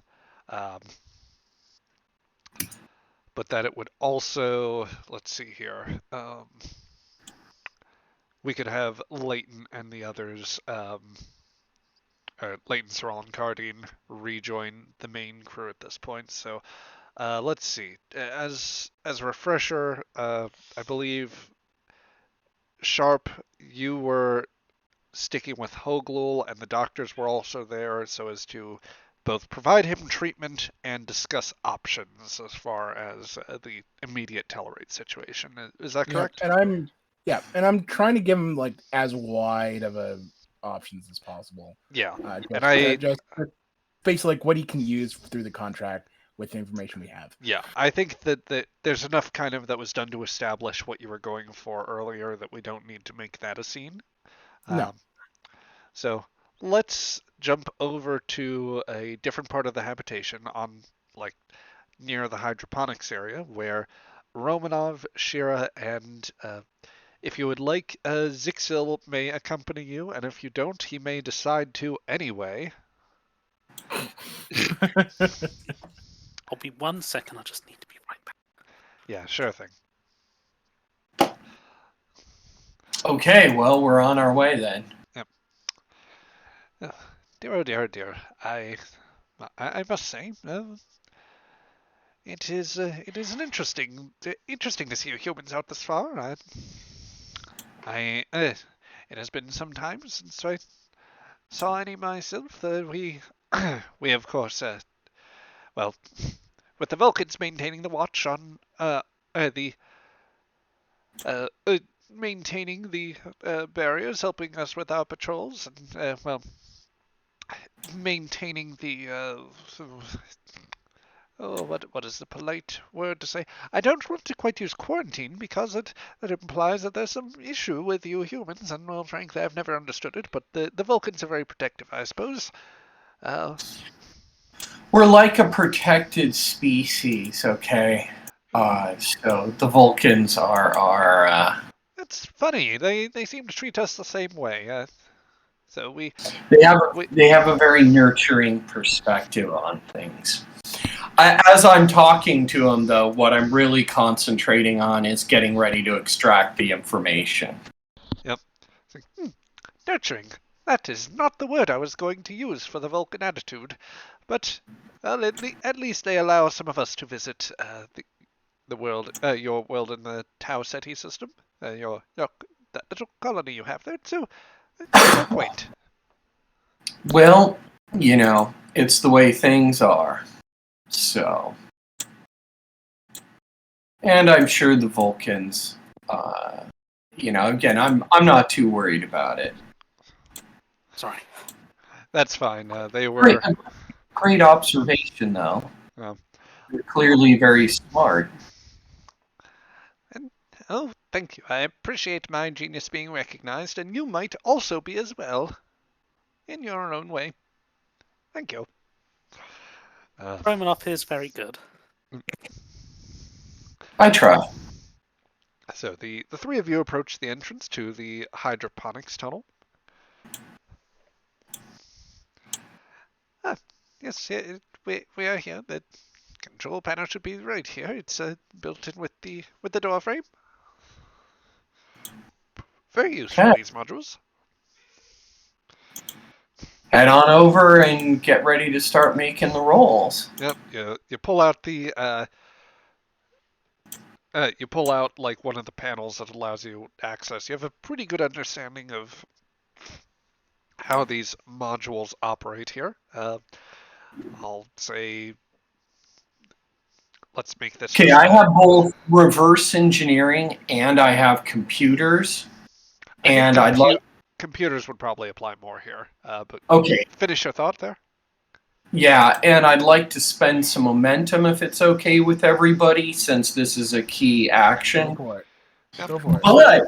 But I'm going to create 2 layers of the data, meaning the one that I show to our nervous friend and the one that I actually have. Does that make sense? So, because I know he's watching over my shoulder. So, as he sees certain files dropping into a file on my data pad as I'm controlling everything, but the complete files are going to a secondary file that's not active on my desktop. Just in case. And I'll go ahead and back that up to a tricorder in case there's anything weird that goes down. Okay. Give me a control and engineering roll with a difficulty of 3. And your okay, how much momentum do you guys want me to spend on this? I was thinking of spending, what is it, 3 momentum for 2 dice? That would be the proper ratio, yes? I can assist if we're accessing security information from this. Absolutely. And we'll be able to help with that. And right on your data pad pops up a little, thing where she just messages to you, I'm making 2 layers of storage for the data. So you know what she's doing. Eula will send a smiley face back. Thank you. Smiley face, blue smiley face with antennae. It's got to have little antennae on it. If not, she'll make one for you. Okay, you wanted control and engineering with computers as a focus. I'm spending 3 momentum on this. And, making sure the less freak out information is in file 2. Because I assume this guy is right over my shoulder. Fair enough. Okay, then here we go. Okay. There we go. Yep, that's more than enough to apply some floating here, and yeah, you very easily start pulling that information away. And I'd like to do an immediate momentum spend on additional information about, the actual breakdown, the process at which it occurred, who was here when that was happening. I'm applying a little data filtering. Yep, and let's see. I think that actually, so Sherry, you should be with those. Romanov scored 4 successes. You scored a 5th. So on a difficulty, I believe we said this was 2 tasks. That should be 3 back, which will refill your momentum and allow for, well, there would be very good. one floating, but it would actually wait a minute. No, because it was 3 dice for the or 3 momentum for the 2 bonus d20s, so that just refills the pool. But Now, if there's anything, Eula, that you want to do and obtain information on, this is player to player, now would be the time because we've just pulled up the data. So if there's anything else you want, go ahead and spend a momentum and obtain that information now. Yeah. So before we assign that, that's right. Well, 1 point is back in the pool already, but for one of the points that would have gone to it, that would be I guess to answer your question there, Romanov. It seems pretty straightforward. This door, it's relatively low security, and it has had basically easily verified access. It seems like most of the individuals coming through here were part of the agricultural mission that the Kafrans have launched. Um, there are some access codes that suggest that, or like some efforts at access which pair with some of the Nausicaans. Um, People that seem to have roles in the agriculture mission as well, or that are cooperating on that might be in charge of like food distribution. Um, there are also a couple of Zhogas signatures that are tied to this, which, from what the files are spitting out to you, suggest basically roles as maintenance personnel, particularly on the on some of the mechanical and hydrological systems. Okay, now one other thing I want to obtain information on is maintenance of this particular unit, i.e., one way to bypass that is put it in a maintenance mode, enter, but that would require a maintenance person's code probably to initiate that type of process. So I'm looking for any hidden entries and exits as well that are being cloaked as, what looks like a maintenance. I don't think any of those would actually be present. It seems that all of the access points were, it seems to have all been above board in terms of what this console registers. Okay.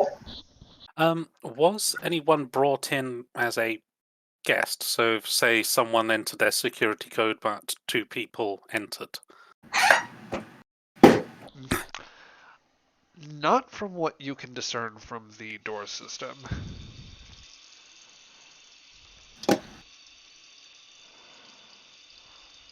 And I'll allow for that to just be like a free, simple question. This is you would not need to obtain information for that.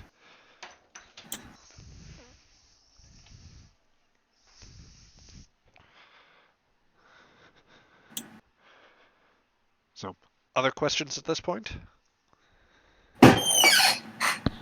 So, I wanted to ask,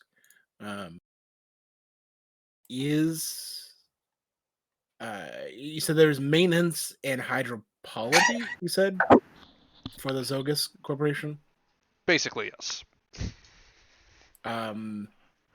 Anyone of like civilian, like higher civilian rank amongst them? Like, is it all just the same rank, or is there somebody of higher clearance? I guess. It's all basically the equivalent of like specialists and or maintenance specialists and technicians. Nobody like very high ranking from Zhogas appears to like their codes don't register or anything that would suggest a high access level. Okay. So I will ask for one more point of momentum on that one. So yeah, you have some files which you have saved for later review, Romanov. Zixil looks amongst you and is like, oh, do you have what you need? And anything I can help you with, or perhaps questions I can help to verify? I swear by our mission here and the work of my people, we are quite productive, and well, we only aim to help. You run an excellent operation here. I can see that. I'm sure this is data we'll have to glance at. Oh well, I'm glad you recognize that. I certainly there are only a handful that could make something quite as productive as this. How many other Catharians are working on this project? Oh, my team only constitutes about 24. We kept it small. Not a lot of people necessarily want to leave the homeworld for long periods of time. But this is an exciting project.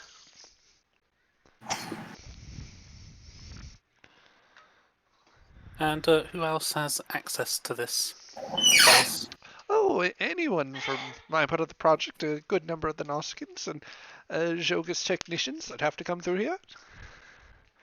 They're very good at helping to maintain our systems in there. The irrigation systems for the hydroponics, the environmental controls, the sensors to help us keep it very precisely modulated. So it's only Zhogas personnel and yourselves who And some of the manage the Noskins maintenance as well. of this area? Well, yes. Eventually we'll have some of the Noskin personnel better trained on it, but for now we've just been working amongst ourselves.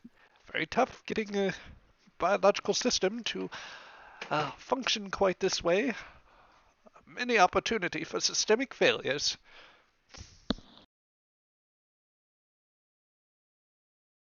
And we don't want any systemic failures around here. No. That would be quite detrimental to life of any sort.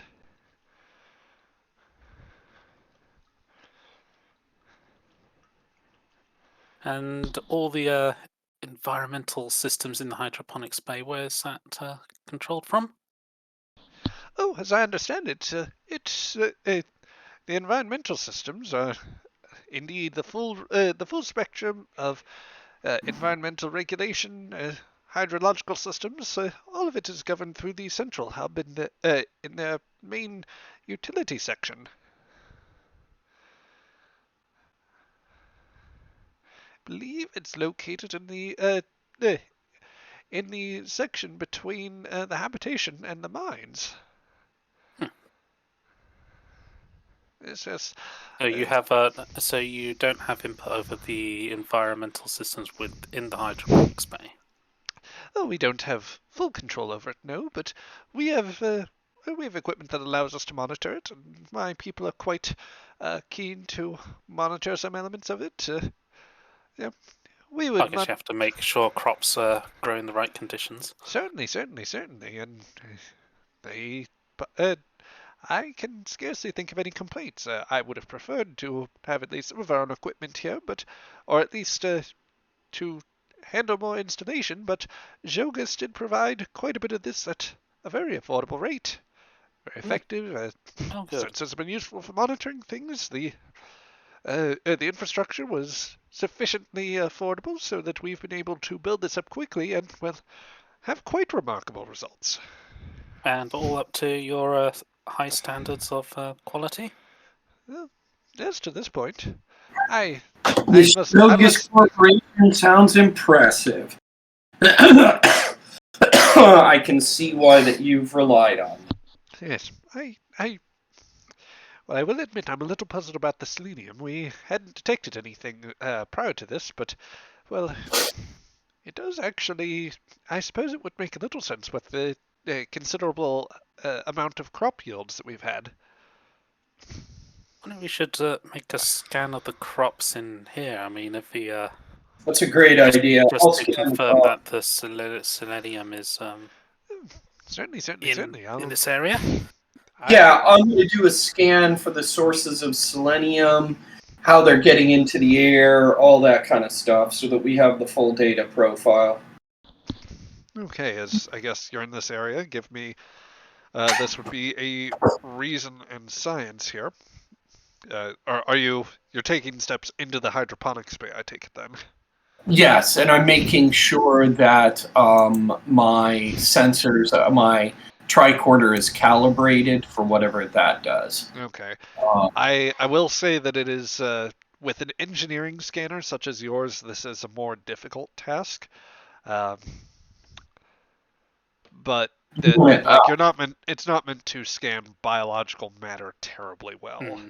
Um, that being said, as you enter in um, the well, hydroponics.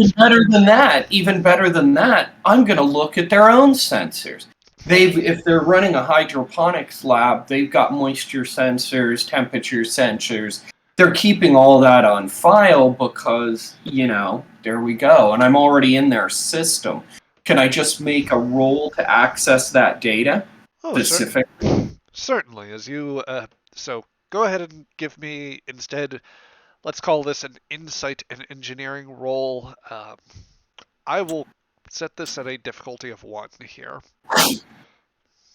Okay. Do you guys want me to spend a momentum on this and get a third dice? Go for it. Okay. Yep. Yes. And can I use my computer's focus again? I will allow for that. And Okay. while you are rolling, I will go ahead and give us some frame of reference here. You proceed through the door, Zixil going through and explaining the specifics of their operation. The three of you walk into the hydroponics room, and it is absolutely lush. I think that for those of you that might recall back to the Wrath of Khan and the step into the Genesis cave. This is like a Genesis Cave Junior. It's definitely a similar vibe, but on much smaller scale. There isn't, say, like the large, amazing running water, and there aren't because it's a hydroponics bay. It isn't that there's a like growth of like a lot of grass and tree life, but there is quite considerable. Like there are dozens of like massive pylons, some thinner, some like much wider, um, with just massive amounts of plant growth. It is a much more humid interior, which thankfully, particularly in Shira's case, you are shielded from with the EV suit.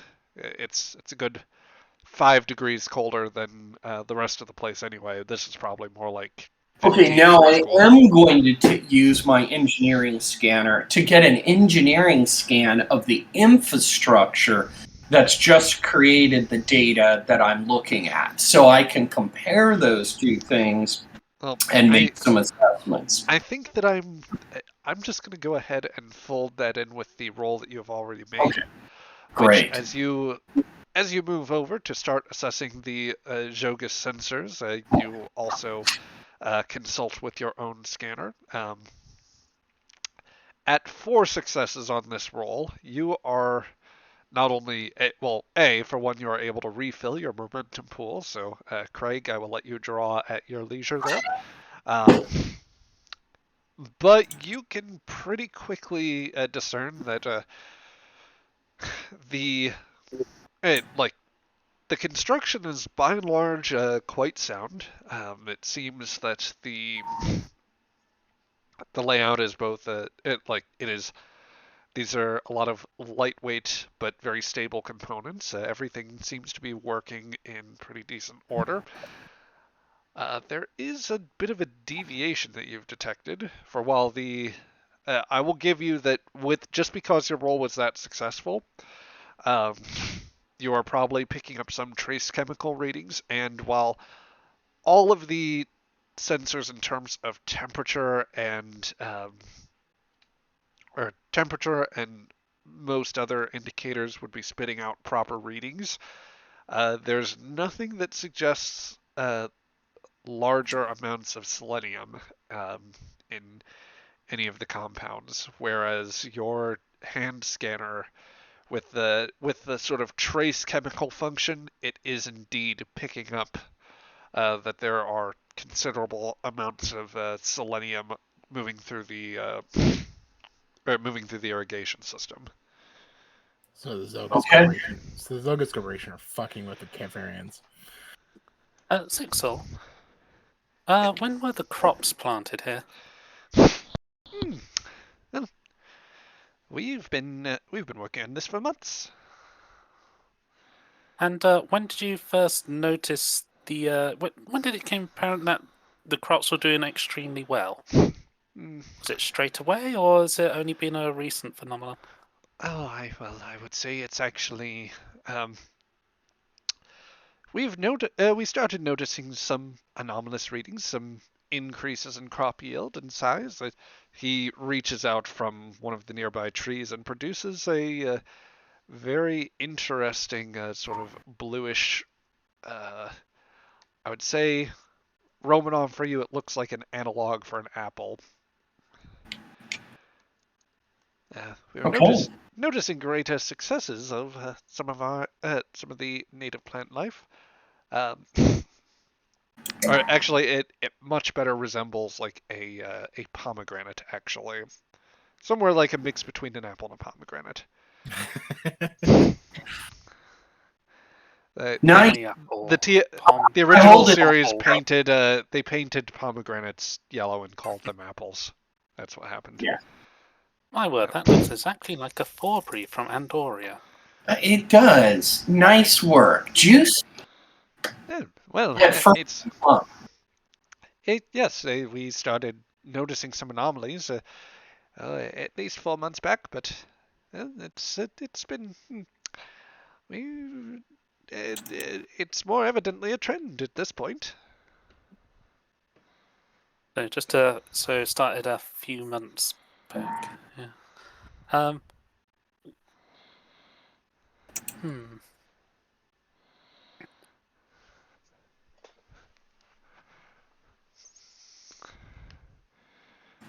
Yes, it's. But that'll show up in your research logs, will it? Yes. I'm perfectly happy to supply them if that would help. Oh, very good. Yes, that'd be extremely useful. You know, we have to get time-ins and stuff down to me. Yes, of course. Yes, of course. I would give you one as well if it. Well, he hands you the Capharian apple that he has. I don't know if I'd recommend eating it unless you have a selenium deficiency, if that is indeed the situation. But small quantities. I have to check with my doctor. You might enjoy it. Thank you. So, anything else you want to try to pull from in here? No, I think that's good. Other than I will get a soil sample because soil samples don't lie. You're going to. If I might interject, sorry, it's a hydroponic space, so there is actually, in fact, no soil presently set up. Okay. Some hydroponics labs have them. This one does not. Okay, so either way, I will go ahead and get a sampling. I'll just scrape the bottom of one of the roots that's hanging there because that material's going to have a little history to it. So I'll take a sample. Yeah, there'd be that. There'd be the water as well. The water. Take the water. Can we take a sample of the water with us, Zixel? Yep. Just a small test tube. Certainly. He reaches. He goes into like a small compartment and pulls out what appears to be a very similar capsule. Fills it up. Yes. Here you go. Excellent. And one of the things I want do, if you've got any kind of evacuated canisters, I'd like to borrow one. And I'll head up to one of the vent areas and just open it, capture an air sample, and close it, because that'll tell us how much is going into the ventilation system. You mean in terms of dilithium? Yeah. Well, the selenium that we think is originating here is any of it. We've already realized the selenium wasn't going through the air. Okay, so then I don't need the air sample Yep. then. I think I've got everything. Yep. I guess then you're ready to head back. Yeah. Okay. As you make your way back, there is elsewhere in the habitation cavern 3 others that are making their way out. On the way out, the Tellarite guard approaches you, Leighton.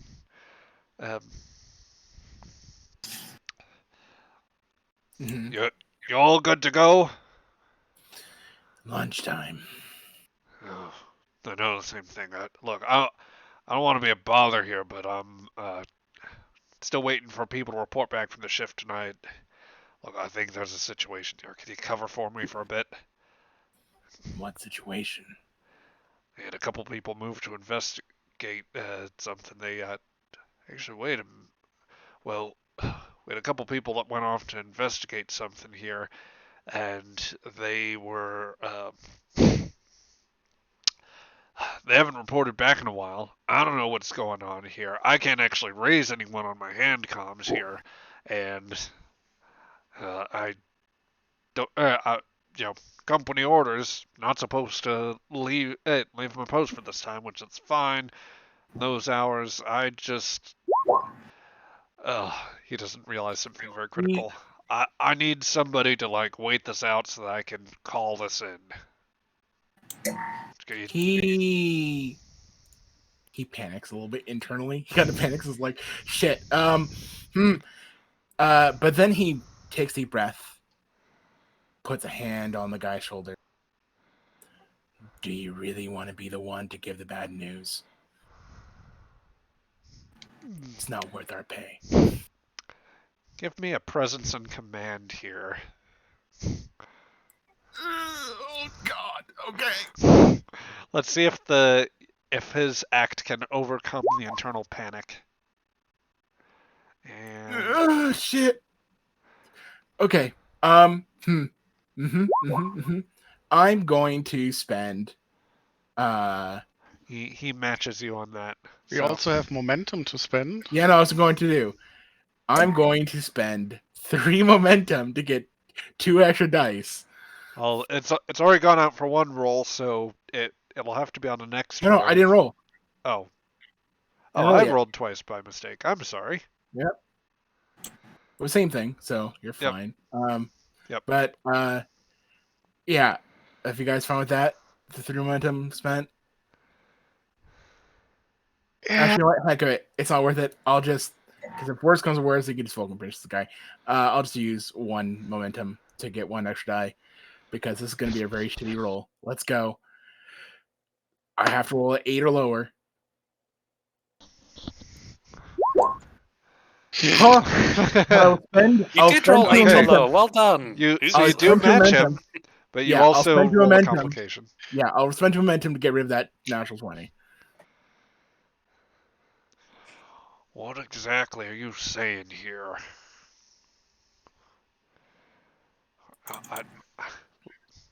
Look, I don't want to do the paperwork, but it's someone else is going to get fired, not us.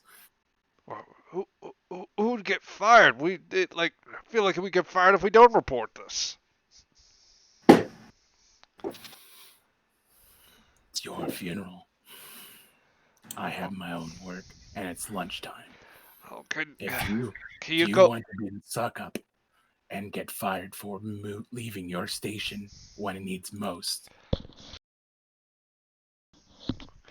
Can you go tell them then? Do me a solid here, man. Fine. but you owe me dinner. I'll trust me. You do this, and I'm more than happy to oblige. He takes note of the hand on your shoulder and is like, well, I wouldn't suppose I wouldn't mind it even if you were doing me the favor.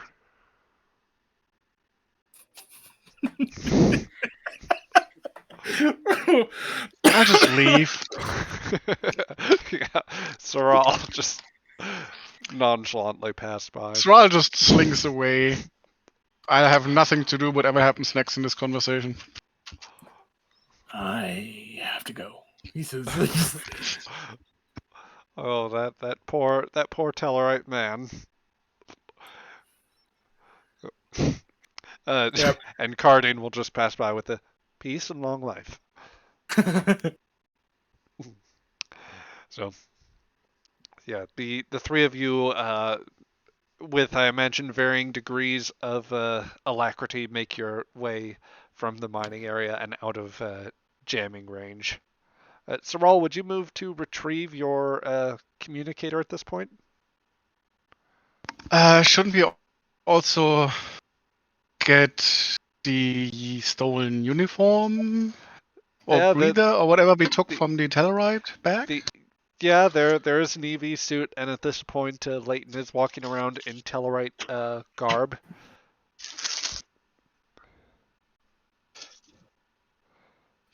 I mean, I think we should still have time.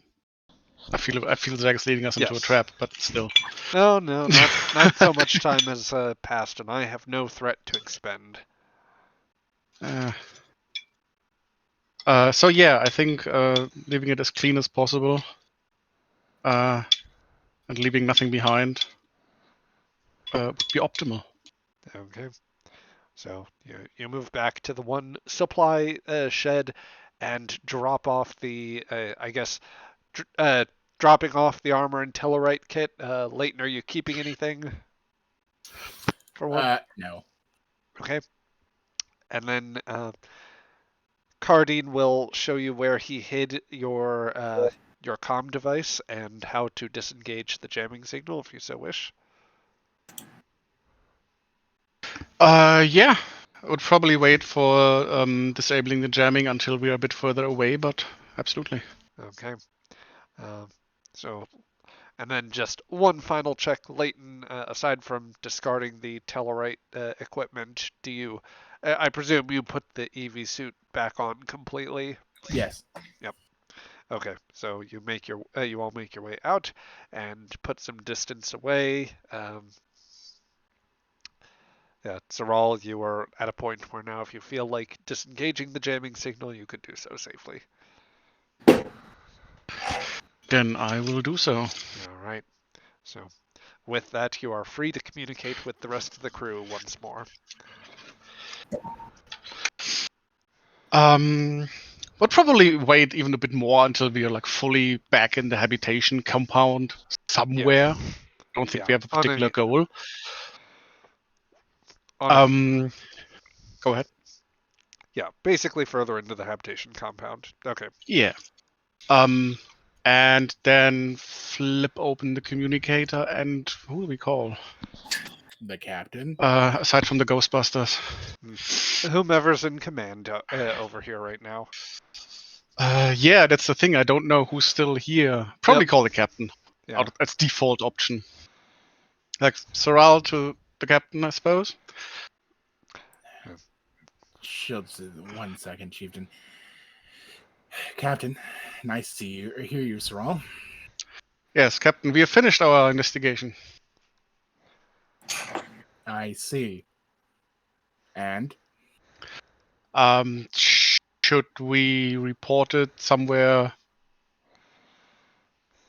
Should I come see you, or should I just report this over comms? How I'm not about sure you about come procedure. see me? I am currently in the chieftain's office. That's convenient. We are on our way. Yeah. I will signal to Romnov to come on over. Romnov and Shira. So, All right. With Okay, that, Captain, we'll be on our way. the lot of you regroup in Hogl's office. At this point, Doctor, you and Mecklin have been working to help ease Chieftain Hogl's symptoms a little bit. Um, he is taking a seat somewhere aside from the place, and he has graciously allowed you the opportunity to talk and work amongst yourselves if you so wish, which I can bring people together. Yeah. Zixil can also accompany you and be part of this as needed. Uh, I will briefly, such that you need anything from Leighton, I can voice him for you, but yeah, Cardine is also here. Okay. Right. Here is all the data. Yeah. I'll Now- start compiling it for people to look at. As a question here, would you prefer to say it like you may elect to say that you relay most of the details just via word of mouth amongst yourselves. We kind of cut part way during the meeting. You can restate what you feel might be key parts of information if so needed, but we've all been here for the scenes, as it were. Sounds good to me. Yeah, so who's present while we are divulging all the information? We have a lot of options, and I'm not sure what the present situation is. Not that we say things that we don't want to say. We have the entire cast for PCs, and then we have Chief Hogel and Dr. Mecklin and Zixil. there. Zixild, is he there or is he just? He can be around if you want. Otherwise, he may have just left. Or they, rather more appropriately, they may have just left the information and then skedaddled. All right. The Kafarians are not in on it, so it's fine. They don't need to be here. In on what? I feel I missed something. This whole conspiracy. Oh, I have. Or did we already share information? Yeah. Okay. Sorry, missed that. Yeah. So we'll say for your benefit, Saral, that in the time that you've been back, let's see, at least I think what's it? Romanov and Shira relay their parts of what they learned via word of mouth.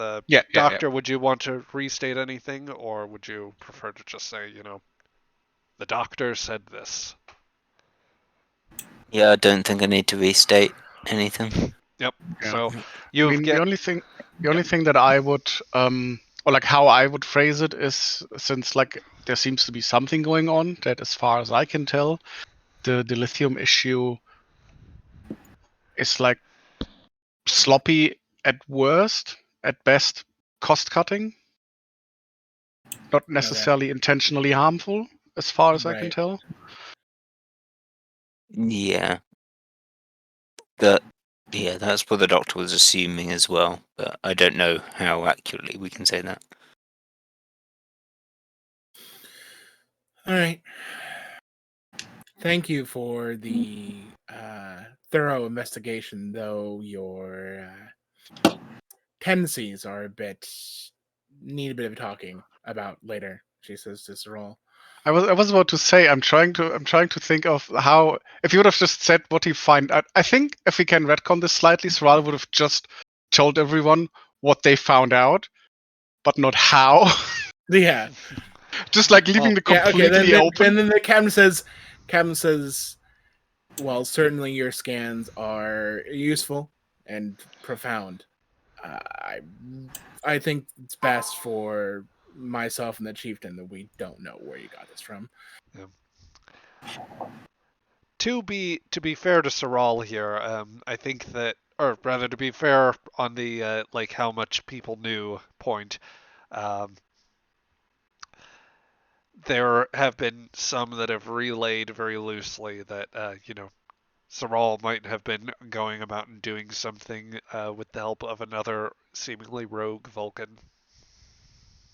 Yeah. But the captain's just trying to cover your base as well as hers by being like, waggle finger, don't do that. I did nothing wrong. Of course. Now, certainly, this is profound enough evidence, I would say. Wouldn't you say so, Chieftain? The chieftain wheezes a little bit in the background. Oh.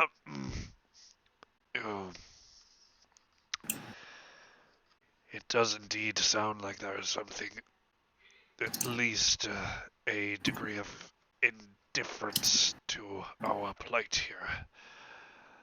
I have strong words to have with the Zhogas on this matter.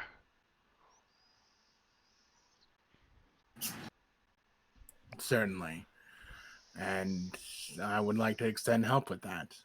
So, as suggested, there are ideas to ensure that they don't simply leave you empty-handed. And certainly, I can do what I can to provide in that manner, too.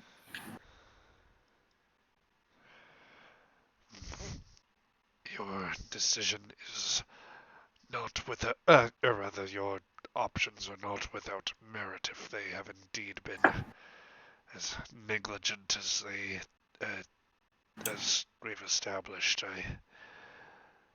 I'm sorry, it is a little difficult to concentrate now. Of course.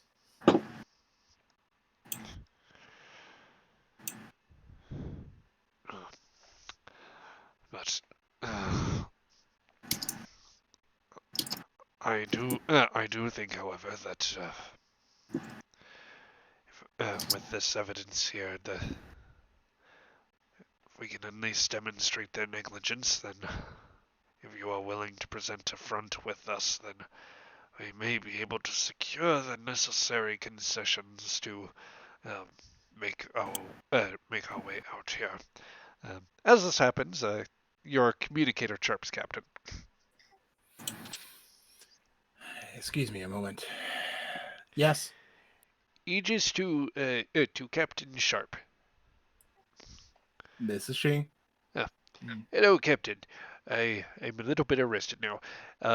It seems that we're detecting power emanations from the Zhogas freighter. They appear to be powering up their engines. Oh, great. All right. We could move the Aegis in to block their exit. We can. Have they made any sort of propulsion whatsoever? Patel's voice comes over the communications. Not yet, Captain. It seems like they are just powering up their systems now. They're still working on the well, I don't know. Do they have control of the docking clamps at this point? Hogel says they shouldn't. They haven't managed to disengage the umbilicals yet. Let's politely help them out by ensuring they don't have any issues regarding the docking clamps or the like. Park ourselves right comfortable behind them. Behind them? Like, what, are we trying to block their Block way them. or? Block them. Oh, all right, yes, sir. I'm out of character. I'm trying to remember the freaking words for instead of shields, it's Polarizing hull plating. Yeah, polarize the It's whole plating. Yes. Set to red alert, and It's not yet red alert. Hey, you Condition hear over red. the line. condition red. I'm so confused. General quarters, whatever term you wish to call it. I thought action stations would be easy enough to remember, but yes, Captain. Sorry, Captain. Yes. Red alert. Gee, what? I don't know. Yeah, this will never catch on. We'd have to change the bulb. It's funny. We did make an allusion to that in the first session. They did modify the bulbs very early on. Anyway, Yeah. Make a Crichton, if you can patch me directly to the Tellarite ship. Actually, give me Yeah. hell of it. Give me Gant now. Hoglul actually goes over to his console, stumbling a little bit. I can do that faster. And She gestures.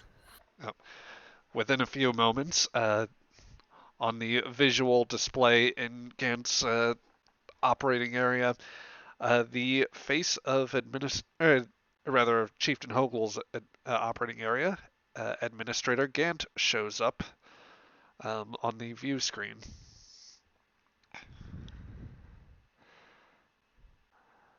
I don't know what you're trying, Gant, but shut down engines now. It's funny you mention the idea of what I'm trying. After you and your Vulcans go traipsing around in my mining operation without any authorization. I have no idea what you're talking about. Oh, well, that's funny because I have one guard and several miners operating in the main tunnel that can identify them. Indeed, we have surveillance footage from near the entrance showing that they were there along with what appears to be one of our guards who I just so happen to have two that are apparently missing right now. Perhaps you'd care to explain that, or why your ship is blocking our way? I have more than enough evidence to selenium poisoning, in addition to gross negligence of a civilian population center. In addition to, as this moment, if you don't mind, if you consider my proposal, Chieftain. Say your bit, Captain. What was that? Say your bit, Captain. If the chieftain so allow, I can reserve, as right as captain, or to declare governance of this mining center, and your disregard to safety of this population, and direct orders from both the governor and chieftain here to stand down can be considered piracy. If you very much value your lives, I would prefer it the current moment that you stand down. Gant's expression hardens. And he taps a few buttons on a console. You're really going to come to me with allegations of piracy? I see what this is, Captain. And you should have good luck trying to persuade the United Tellarite colonies of the idea that this isn't your own attempt at trying to conquer something, to try and pay us back here. What I am trying to do, Gant, is protect both your crewmates, these colonists, from something that could easily be fixed, instead of jumping at the gun to immediately start doing things to the sake of profit. I'm trying to get to a more sensible. I'm going to get to your senses rather than to the. I'm trying to reach out to you, Gant. And I'm trying my best here. But the more rash actions you make, the more this is going to spiral out of control. That is not going to benefit anybody. Spare me your platitudes, Captain. You've been trying to undermine me since the moment you stepped on this station. Beneath that thin veneer of civility you tried to come in with, you've made perfectly clear how you felt about our mission here, and you've been perfectly willing to subvert Zhogas' operations here, raising all manner of unsubstantiated claims. Well, I was hoping that we could find a reasonable accord here, but clearly, whatever designs you have on this station, they've blinded you to this. Speaking from somebody who withheld the fact that he had infected crewmates on the very first mission after clearing me that you had no such uh, concerns.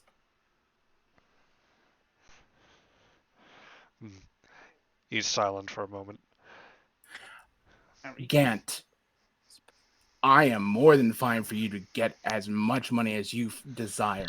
I have no desire for profit as much as you do, but I am trying to make this project, your business, be successful.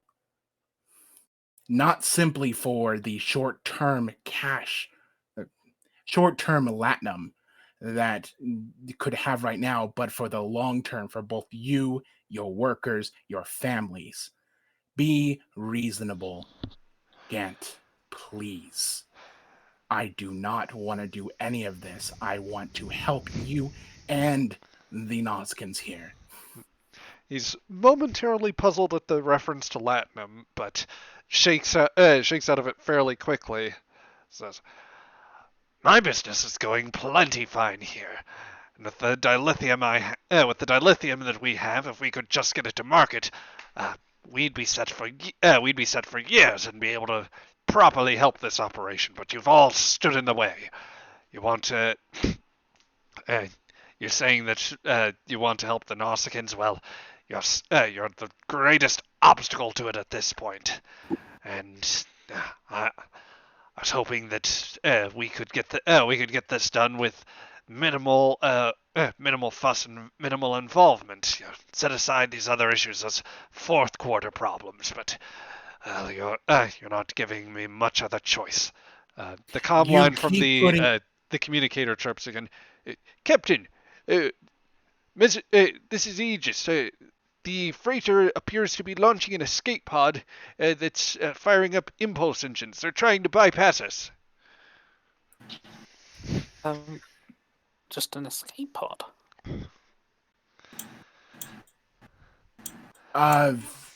Range of trajectory. It will. It's still within. I'd say within. Frankly, it's going to make a close pass here. In the tens of meters here. It's Cable it. Grapple. With that, I'll say, Captain, if you want to make a command and presence roll to assist the NPC that has to do this, you may make that attempt, or you can do that. Because while that happens, yeah, they're like you bark that order, they're going to attempt to restrain the vehicle there. Not even going to allow us to report this little blockade that you have going now. I see through all of it here.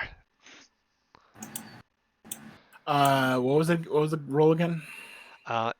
For you, it would be command and presence for the order. Command, presence. Yep. Oh, that was meant to be just a single control and Strategy. Yes, that would apply. And for Okay. some reason, this sheet is insisting on rolling 2 dice, but it has rolled at least 1 success each time, so I will take it from that. Not just the one. Yeah, with your that one plus your 4 successes, a few beats pass from the ship, and then Creighton calls out, "We have a lock." Oh, the pod has been grappled, sir.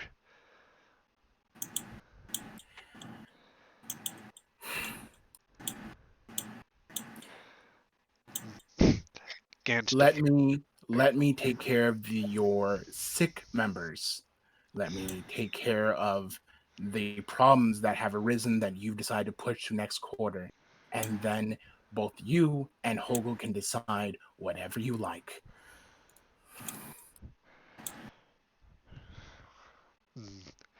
Give me one more presence and command roll to see if you Yep. can effectively break Gant's hold here. Alternatively, if you wish to take more of an intimidating tack, I suppose you could try. No, I don't want intimidation. I want to be direct but reasonable. Okay. Because she doesn't care. She doesn't care about the business here. She wants them all be agreeable. Yep. Um, Gant is going to invoke his value. That's a fourth quarter problem. Yes, oh shit! I did give him that damned value. He is going for the auto crit here, so I'm going with the auto crit as well and put I don't start fights, I finish them. all right, and you have momentum as well. I do have momentum. I will spend 1 for the extra die. I have diplomacy or gambling. Either I think works here. And it's command, so that's great. So let's roll. So that is 5. Yep. So Gant rolls 3 successes here. He's prepared to dig in his heels and try to manage this situation as he tries to contemplate what he could do, but between your pleas, between the anger of the Nausicaan behind him, he just he stares at you, then looks down at his console and realizes I stare him straight in the eyes like a freaking gambler does.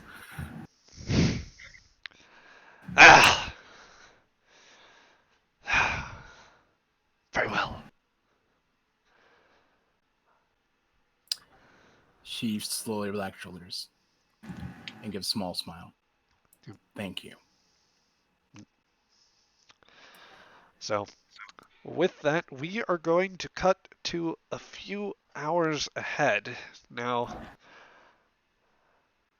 Gant will agree to stand down, but with the proviso that he is allowed to maintain quarantine for the Zhogas facility, and that the personnel he has do not come under harm. He will also request any information that you have on his missing security people, and he makes very clear that maintaining a peaceful status is dependent upon learning something there. I speak very clearly in front of Hogel, just so there is some evidence that I had no idea what the fuck's going on. But I tell Soral I have no idea where.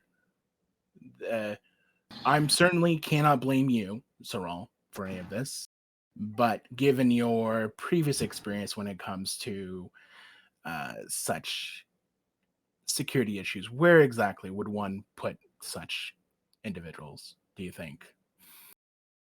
Well, the most logical place to look for would be a nearby storage closet, where the individuals would be unconscious but generally unharmed.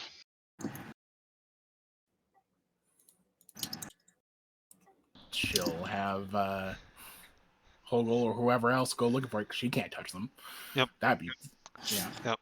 And if you drop off an anonymous tip. The word will make it to Gant, and he will indeed retrieve his personnel. So they will remain largely safe here.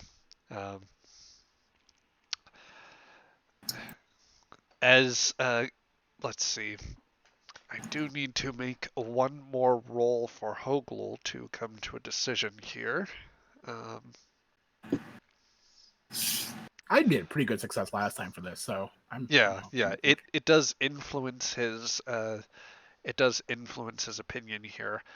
So you have some time to wait on this matter. He made pretty good points, but I'm just offering what options that he can have.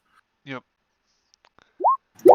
So okay, that is an affirm roll. So Hogel will come back to you sometime later after as the operations have concluded. Hogel says, "I have considered your proposals very carefully. The With regard to the Zhogas, the contract, I think, given their guarantees to maintain the health and well-being, I believe it is time to declare that null and void. I am cutting out the. I am declaring that the Zhogas, their operation here is to cease, and we will be overseeing their decommissioning of their part of the operations here. As a consequence, we will not have as much revenue from the dilithium mining, or they are removing a considerable bit of their mining equipment, so it will take time to restore that, but they will grant us access to the to utility sections so we can begin life support maintenance of our own. I would be grateful if your engineers would be free to look over this. We don't have very much supplies, as certainly we are only barely a little more than a frigate, but we'll give and do whatever we can for you. Yes. I am also. You must understand, dear Captain, I am in a very difficult situation, but I will probably extend outreach to the Tellarite government as well, informing them of everything you've provided. I know from reputation that while some Tellarites are more keen to exploit populations in these circumstances, many of their proper military officials are like the government officials do maintain a fairly honest reputation. And Shinons. It would be pretty far for my own government to provide help. I think that'd be wise to ask Tellarites. I have given Ghent the opportunity to remove most of his personnel and the load of dilithium, a share of which he will leave behind for the per hour profit sharing agreement. But it is not as much as I would have hoped. But I cannot officially. I will not officially request at this time the presence of Earth. I think that our best solution right now is to remain out on our own for the moment, but the Tellarites will know we are prepared to work with them, and we are prepared to work with you. But above all, we are here to do so peacefully. She nods and smiles.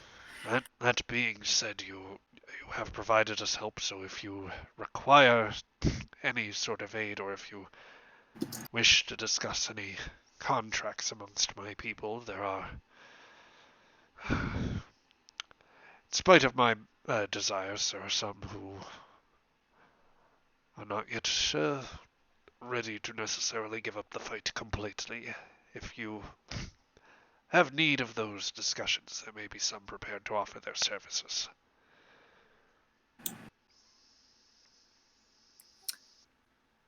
She just stares at me for a moment and then offers a hand. Let's hope that I never need to ask. But the gesture is very well appreciated. He stretches out a hand, clasps yours, and gives it a good firm shake. Is there anything else I can help you with, Chieftain?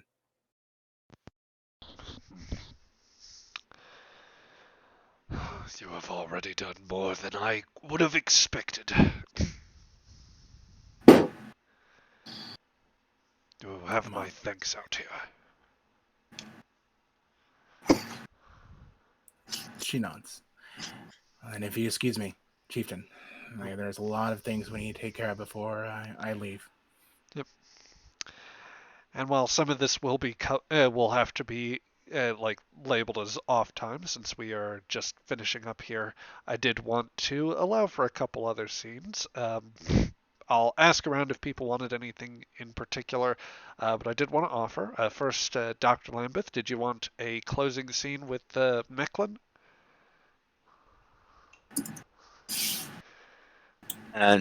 No. Okay, yeah. He'll send along some sort of thanks or like, you're not so bad, human, whatever sort of nonsense there.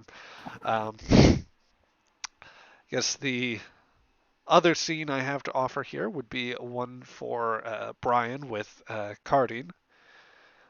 Before we get to that, did anybody else want a particular scene on the way out here? I did very briefly with Dr. Lambeth. Okay. Okay. Yeah, let's have that. Well, let's do the scene with Romanov and Cardine first, Sure. and then Yeah. yeah, I would absolutely love for. Maybe we can move that to a ship scene here in a bit. Yeah. But yeah. So as other crews are like some of the main away team is returning to the ship at this point, but engineering teams from the Aegis are moving about with like bringing in supplies to help with the ventilation and like try to as take care of some of the damage at least. Romanov, you've been supervising that for a good bit of the day. Um, and as you've worked, like amidst your work, you find you feel you notice that this time it comes to you a little easier. You notice just the general presence of someone somewhat familiar. All turn around. Oh. So, what brought you here? Well, Cardine Cardine looks aside for a moment. I had heard some.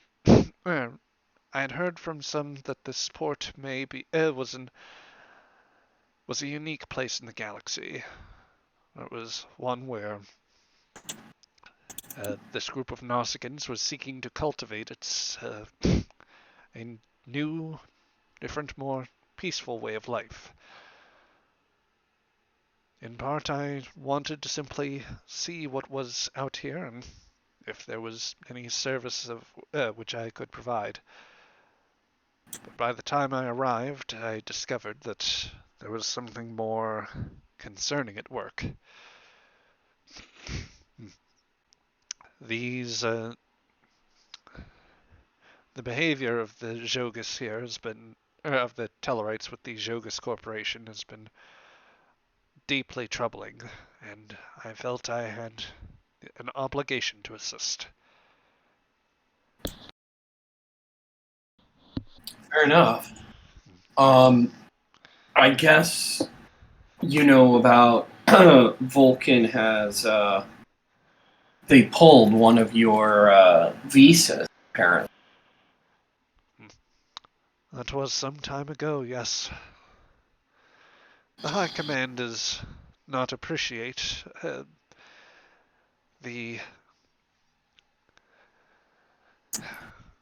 There's something very deeply troubling going on at home, he says. Yeah.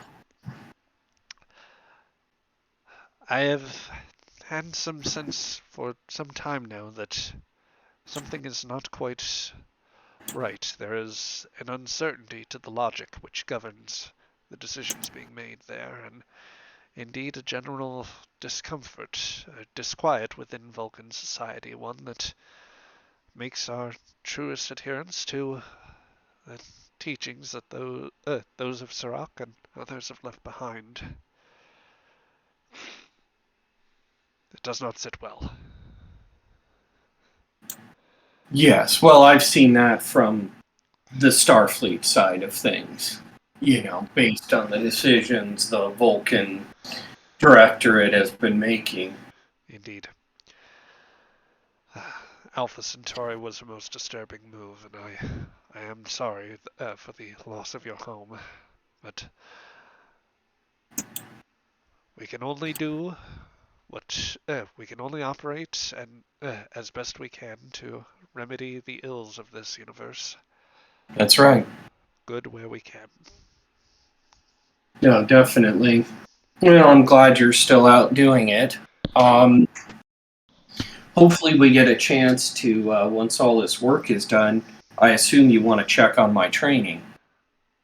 At a later point when it is appropriate, but there is much you have to do here. Oh, There are yeah. other places that will require my attention, and I believe soon that more deeds will be demanded of all of us. In any case, I must leave you to your work, to your training, and until our next meeting. Live long and prosper. Peace and long life, he says, raising his hand in the traditional Vulcan salute. It was good to see you. Likewise, my former pupil. And with that, Cardine will leave. And sometime after, ahead of that, after the repair work moves along, more crew are starting to return to the Aegis. Captain, would you be going to meet Dr. Lambeth in sickbay, or would you be calling him up to your ready room? How do you wish to proceed? I'll come with my ready room. Okay. So, Doctor, as operations are winding down, and you are getting resettled, you find that you have been called to the principal's office once more. Though I do want to ask, because I would give a report to Starfleet, what do they fucking think? Because it's probably gonna take a few days to repair. Yeah, but it's going to take longer to communicate, so we'll cover that in between. Okay.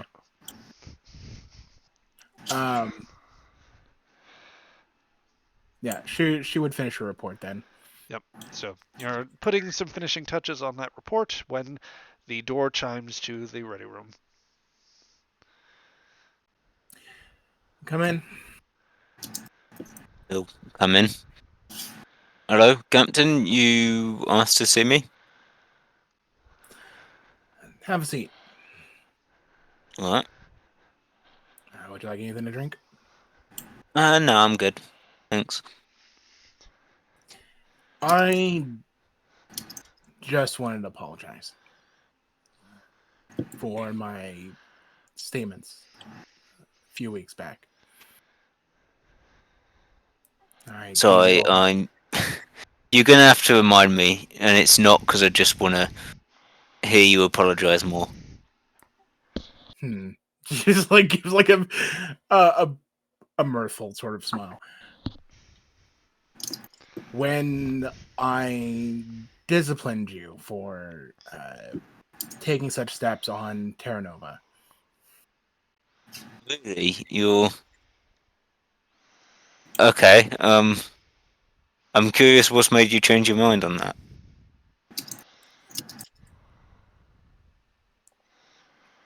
Partially in that it certainly would have been, and your actions were incredibly insightful, and certainly be of quality for the Makos. And you did make it ensure that it was non-lethal and certainly humane as best as possible given the situation.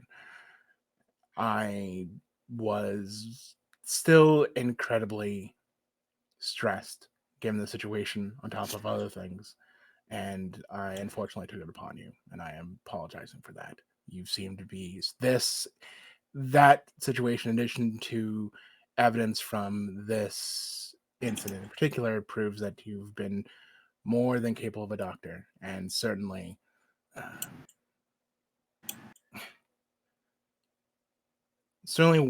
worth to have on the ship. So I want to offer my apologies. Well, thank you. It's very kind of you, and I appreciate it.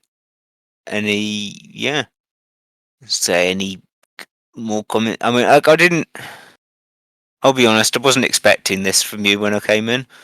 I don't know if I've got you down wrong as a harsher captain than you are, but I guess thanks for the apology. No, comes with me and Mako to be a bit sharp edged, but we're going to be seeing each other for a while, and might as well do our best. Yeah, See, try and soften up a bit. Yeah, I get that. Well, if there's nothing else, thank you for letting me apologize to you. Yeah, well, yeah. Again, thank you for apologising. I'll probably still tone down the war crimes though. Keep that on the down low. Please do. She smiled. Yeah, you got it. Until head off. And I think on that note, that would be the perfect moment for the light bit of flute to pick up as the you're just left with mutual smiles, or at least relieved sighs that the meeting went better than expected. And the two of you set off to your other work as the Aegis renders its aid here at Zoran Station and prepares to finish the mission that it's had.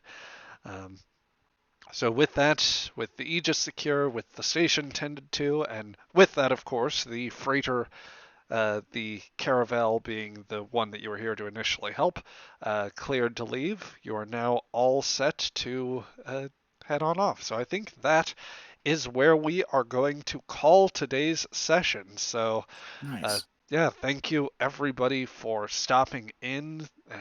I hope all of you enjoyed. For those of you that are watching us here in the YouTube archive, this is where we are going to leave you for now, and we will be on a few weeks break with the holidays coming up, so there won't be necessarily there'll be a little bit of a wait for another episode.